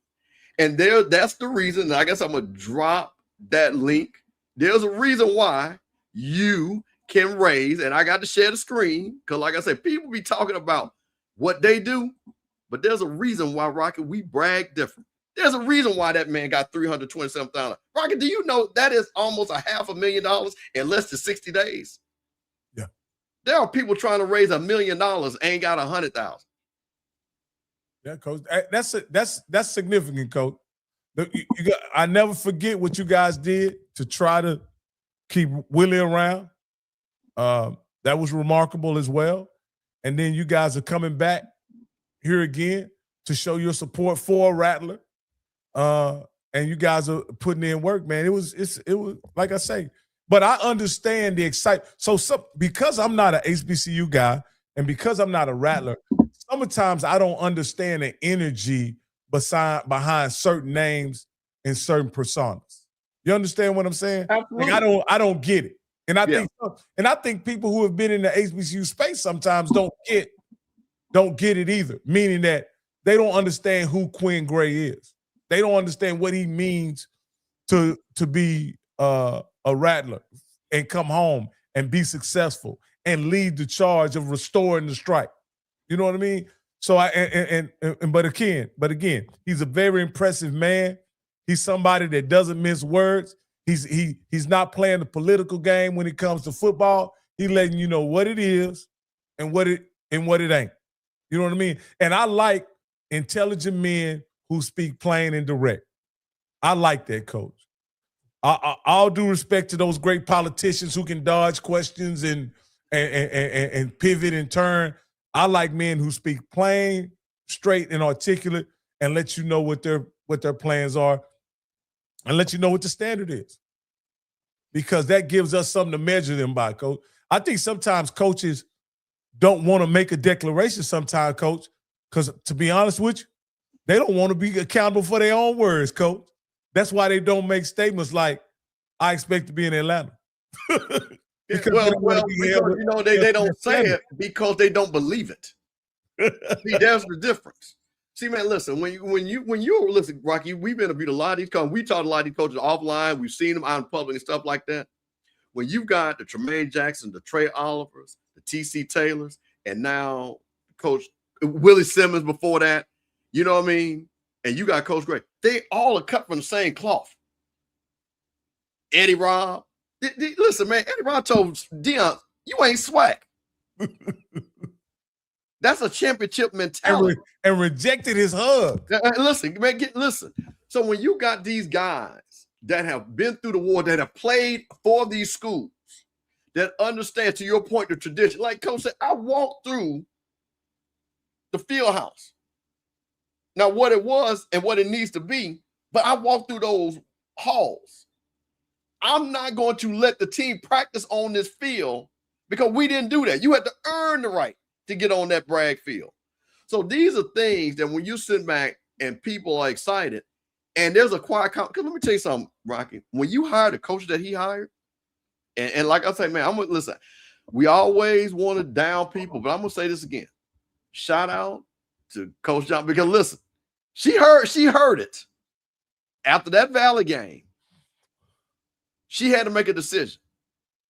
She hadn't been there long, and she had a person to say, hey, what should we do? And for them to sit back and to make sure he got Rocky, listen, because it was the funny thing about it. You know, Southern came out with, Marshall Falk, we got $100,000. We going to hire the best of the best. Marvin and A.D. Suggs said, hold my beer. We dropping 1.2. Yeah. We dropping 1.2 and we getting the best of the best. That makes a difference. So, Rocky, listen, we got on this show, man. This ain't no disrespect to nobody, but we literally did breakdowns with Coach Cole. I had Coach Cole coming on FAMU shows and saying, Coach, what happened here? And Coach Cole said, Coach, I can't tell you. You're not going to hear that. You're not going to see guys out of place. You're not going to see guys not knowing what to do. And you damn sure not going to see nobody put 40 unless we put 40 right back on. You know the thing, Coach, like I'm going to be honest with you. When you look at what Coach Quinn Gray did last year, what Coach Ron Lewis has done already in the SWAC, right? Just those two hires right there, in my opinion, put you at the very top of the HBCU Division I coaching list as a tandem. You understand when you talk about as a tandem, right? Because Coach Lewis can carry himself on his own.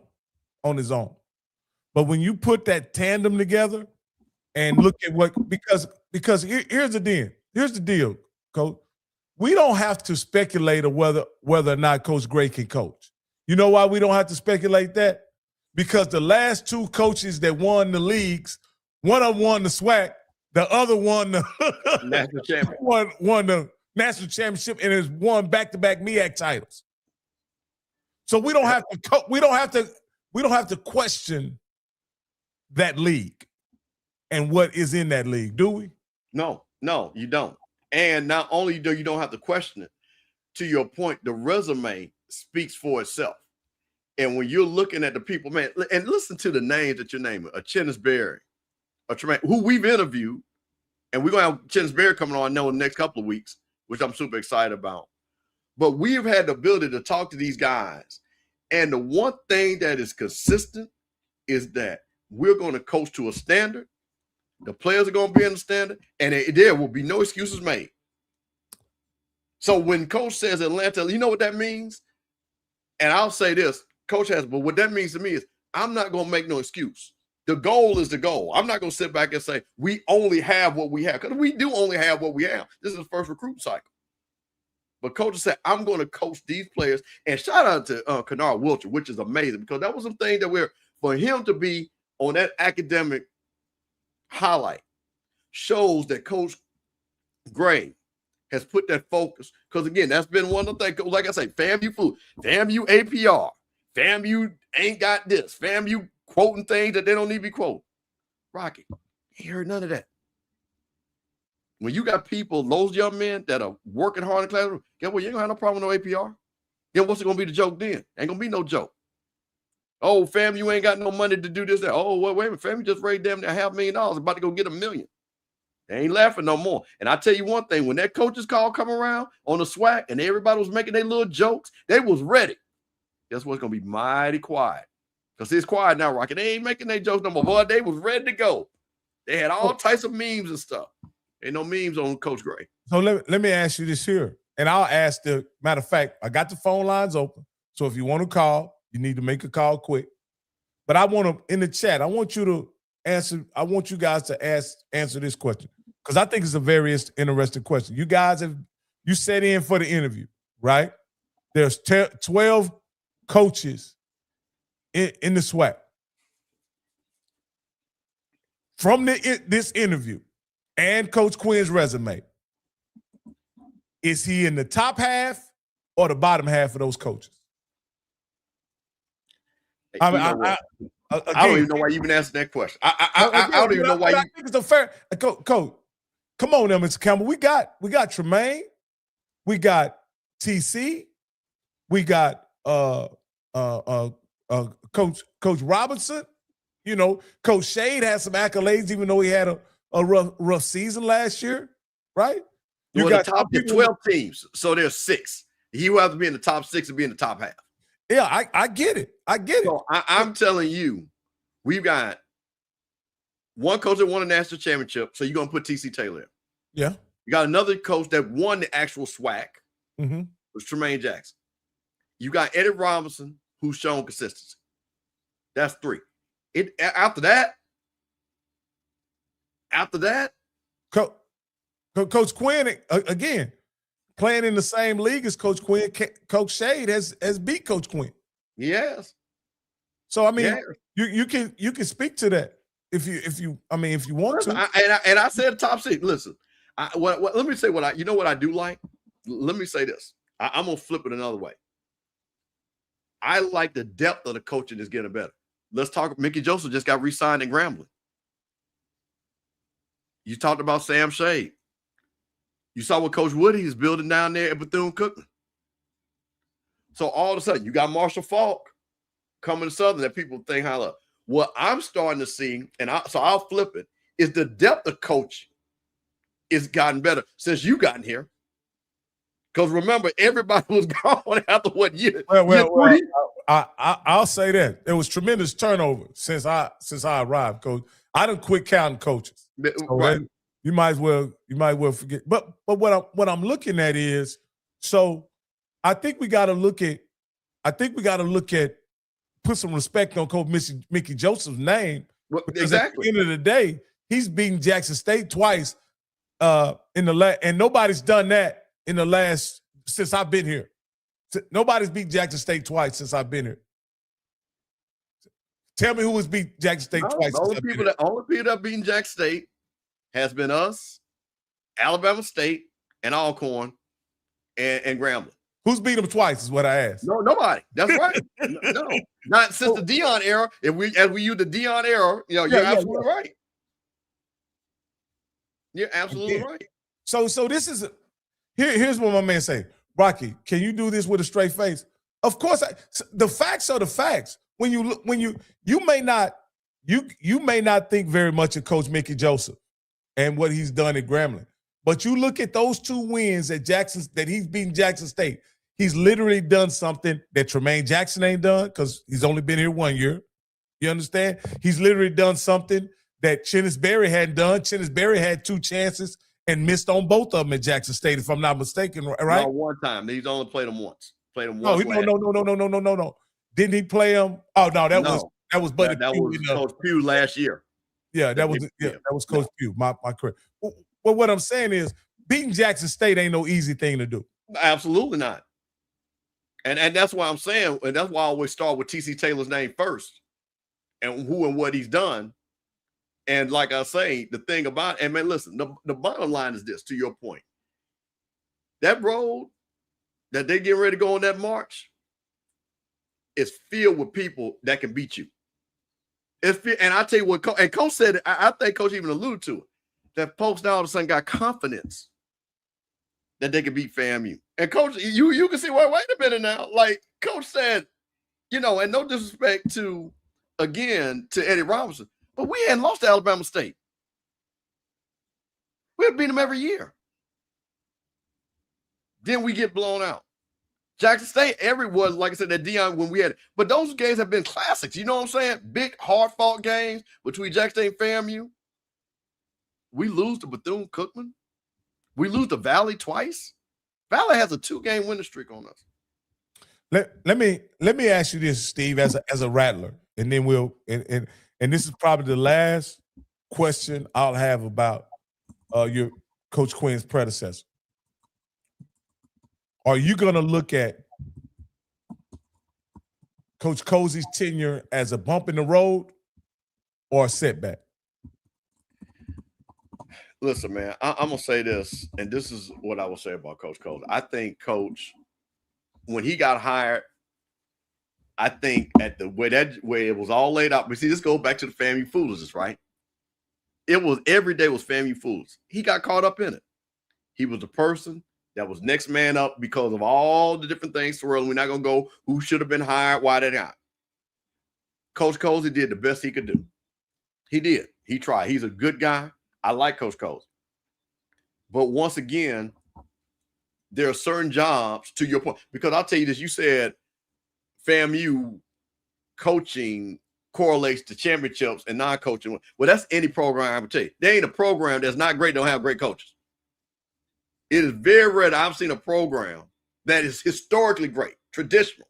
I mean, you had great coaches. You can. So what I was simply saying is a lot of and I didn't get a chance to articulate the way.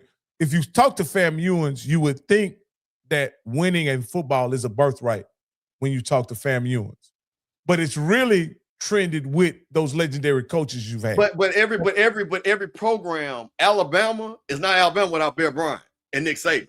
You see what I'm saying? I get you. You start the same thing. You look at Ohio State. You know what I mean? Woody Hayes and those guys, and the guy that came from Youngstown State.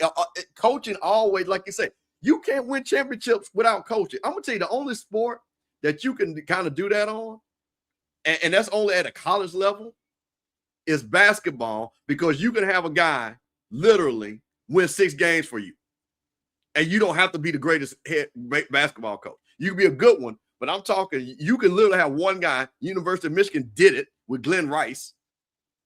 But football is too many variables. I will agree with you. I believe that there can be successors like a Larry Coker, who just inherits a very talented team and wins championships, or you can be a Gene Chizik, end up coaching a transformational player and catch lightning in a bottle.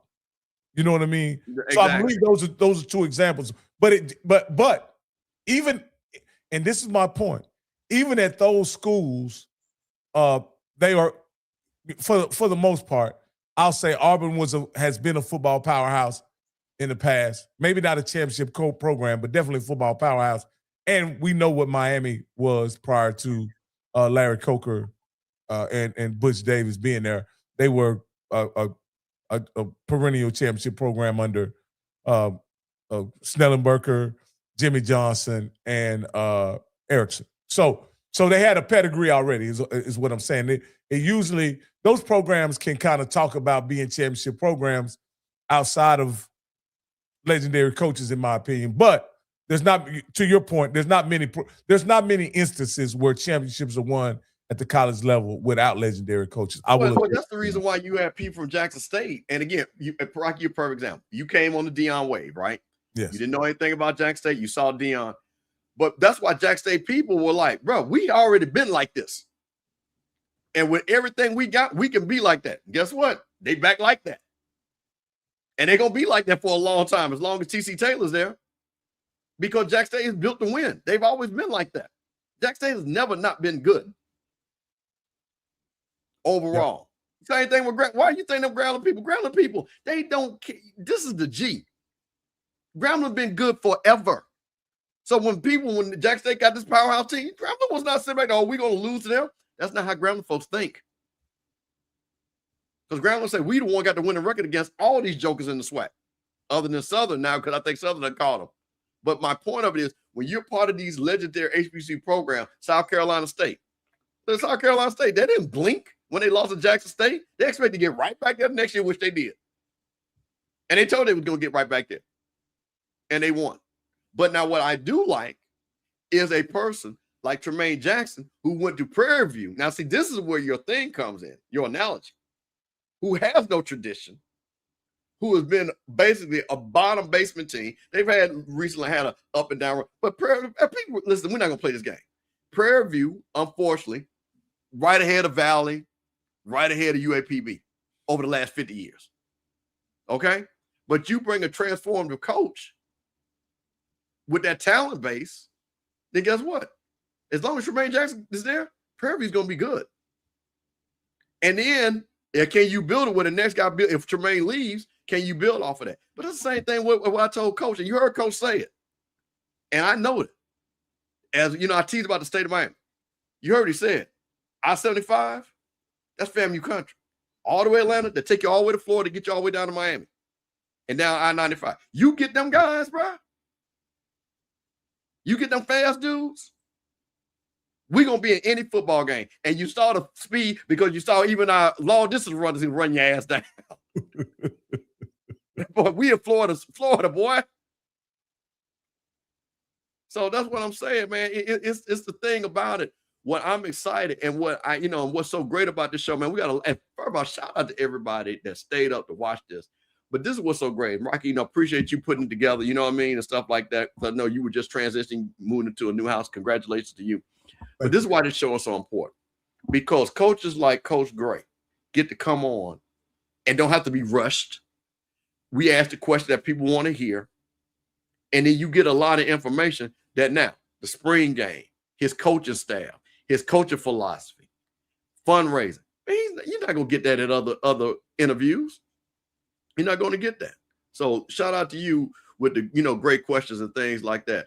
But, my biggest thing and why I'm excited and what I think is most, Coach, you hit it right. And shout out to Fame Exchange because, hey, they doing their thing. They're raising money. Like I said, all the auxiliaries that support FAMU, when they believe in you, they're going to put that money. And Rocky, we all know this is where we're at now. It's a money game. You know the crazy thing, Deion,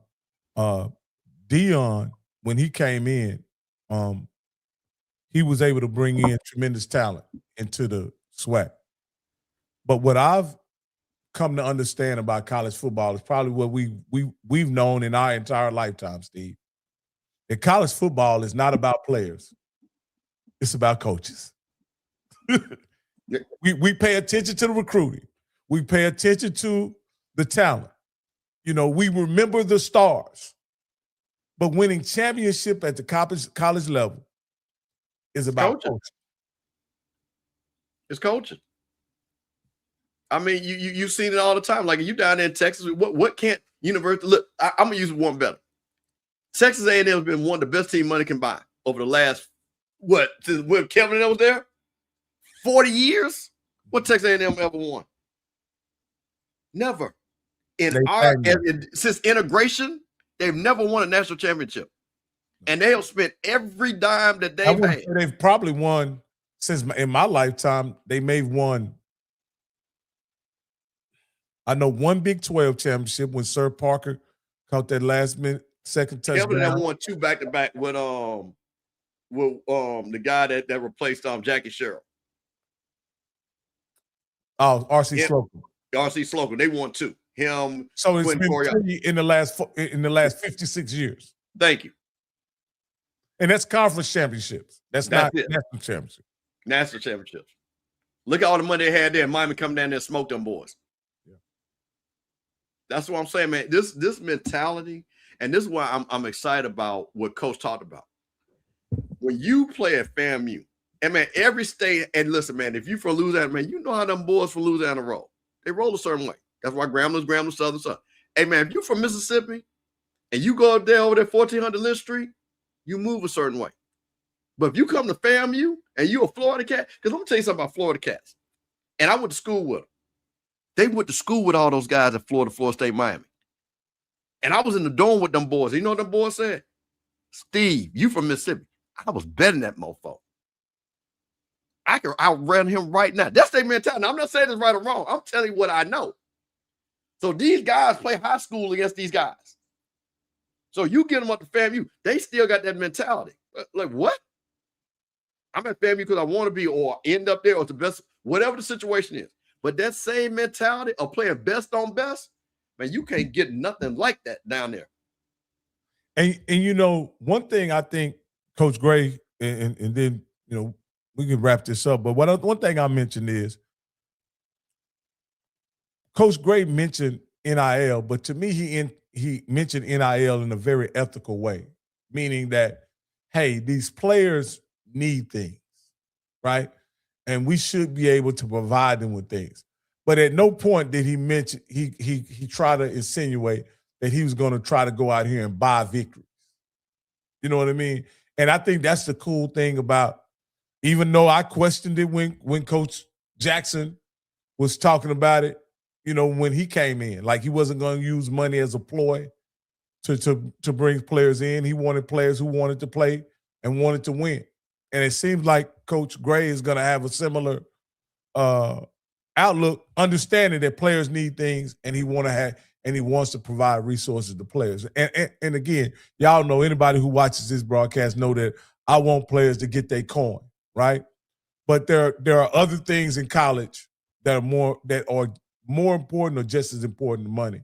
And I think school fit is one of them. And I think FAMU will fit a lot of kids that come out of the South Florida and Panhandle area. It'll just be a great fit for those kids. And even South Georgia, for that matter. Well, that's the whole thing. And that's why he said about that I-75 corridor, I-95. But, Rocky, here's the thing. And this is what I think people understand.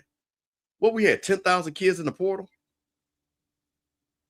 Not counting the high school kids that are coming through. I don't care about the money. You can find kids that won't play football. If you can see, the biggest thing now has been talent evaluation and coaching matriculation. And what I mean by that, once you get them, to coach them to be better players. You see a lot of that at Jack State. That's why them guys all of a sudden, hey, man, we can go get our NIL money. But then you can't get the NIL money if you ain't coached up. So the thing, what's going to happen at FAMU, know how to be smart in the portal, understanding, getting those kids that might have gone to a group of 5, right? But now they're not getting a scholarship offer. Now you can offer at FAM. Get a kid out the portal, whatever the reason, because it's just a numbers game, but the kid fits what Coach Gray and Coach Lewis and Coach Roll and all those guys are looking for. Because you can't tell me it's not players out there. Coach Jackson showed it. What's funny to me is that a kid like Rembert can go to, I believe, Edward Waters and play for Coach Morgan, and then go to Mississippi Valley, and then Jackson State, when that's a Florida kid. And how many times was he looked over by Florida programs? Thank you. But guess what though? But guess who found him first? The guy on our staff, Coach Morgan. Yeah. See, that's what I'm talking about, talent. Because see, you're at that level, you really got to identify talent.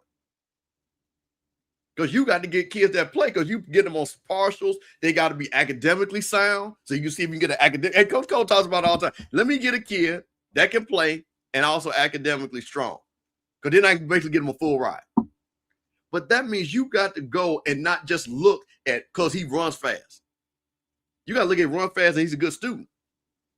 And he's hungry, but maybe he don't have the perfect measurable. Like, Nate does, right? He's not a perfect measure, but I tell you one thing, he's a dog. And he smokes anybody that gets on him. Yeah, he gets open. So I want the Bishop Bond. Shout out to Bishop Bond. Give me cats like that. That's it, man. You cats overlook me, but smoke you. We got to get Coach Morgan back on because we didn't ask him about what the quarterback situation is. There are a lot of things we didn't cover. But I really, matter of fact, well, I knew what that was. I knew he wasn't going to say anything because I set it up, but I knew he wasn't because they only had 3 practices. So what'll be better when we bring him on because maybe you can ask him about how many quarterbacks, because I really just want to know how many quarterbacks he had. Well, I can tell you right now, they've got the kid from Alabama State, they got Isaiah Knowles, and they got Armand. That's only 3 that's there because the kid from Thomas Central. Smoot has come over? Yes, the kid from Alabama State. The backup to Andrew. Yes, he's there.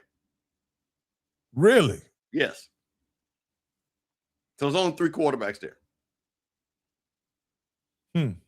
That's interesting. Yeah. That's interesting.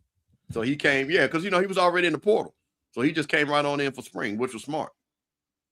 And Armand is the only true freshman quarterback that's there.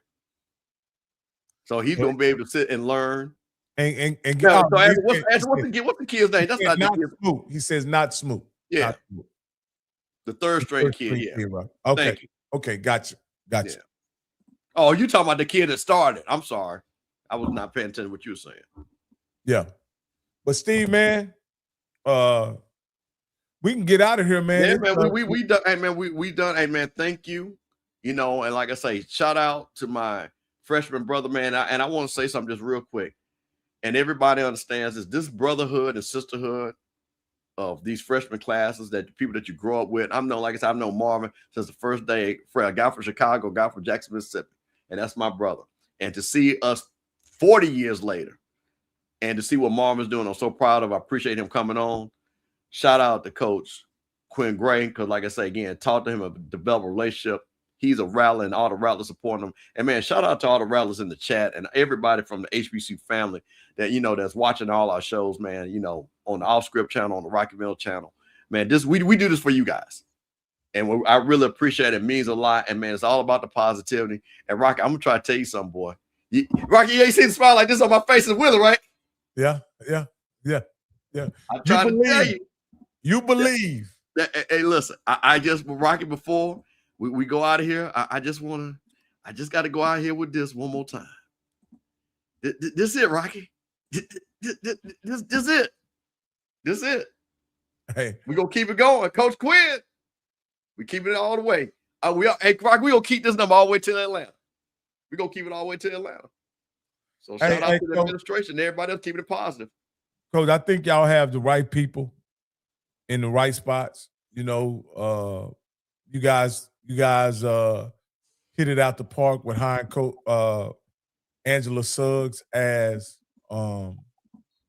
Her hires are paying off big time. Shout out to hey, you don't like that Charlie Ward in second place there, Rocky. See, don't play. But they thought Angela. They say Angela wasn't coming back though. That's what they told me, Rocky. That's what they told me. She made a great hire and being able to get Charlie Ward.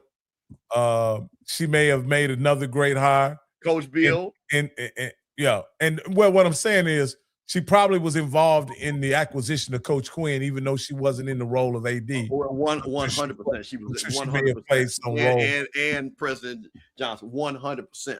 Because we didn't have no AD at that time, so that's fact. And so and you guys are fortunate that you were able to hang on to her. You guys have a guy in at AD who's kind of getting his feet wet in that position, and a person to work with him or mentor him, however the relationship kind of pans out. I think Angela is a perfect person to not only teach, to not only mentor him in some ways, but also keep him out of the landmines in FAMU. You know what I mean? Yeah. Keep him off the because you must admit, Steve, it can get really hot really quick at FAMU. Listen, all I got to say is no FAMU foolishness. But there's a reason when everything calms down, everybody's, hey man, listen, this bro, we got a lot of stuff going on, man. And it tickles me because there's a certain group of people, and again, we all know who they are. They love for FAMU to be jacked up. But guess what, bro? They little Twitter finger, they just can't do nothing. They little AI pictures is just mad. And they go over there in their little chats upset. So now, bro, it's a new day, man. So like I say, shout out to Coach Gray, shout out to the administration. Let's stay focused. Let's, finish up the year, this academic year, right? And man, go into the fall. And like I say, Coach, I told you. Atlanta. Let's get it. Got to get there. Got to get there. All right, Steve, man, we out of here. And I'm gonna try to do my best Coach Cole impression. All right, go for it. If you find yourself at the end of the rope, and this is election season, and your guy is on the ballot, and for some reason he doesn't get elected, tie a knot and hold on tight, because ain't nobody bad like you. Yes, sir. Appreciate y'all.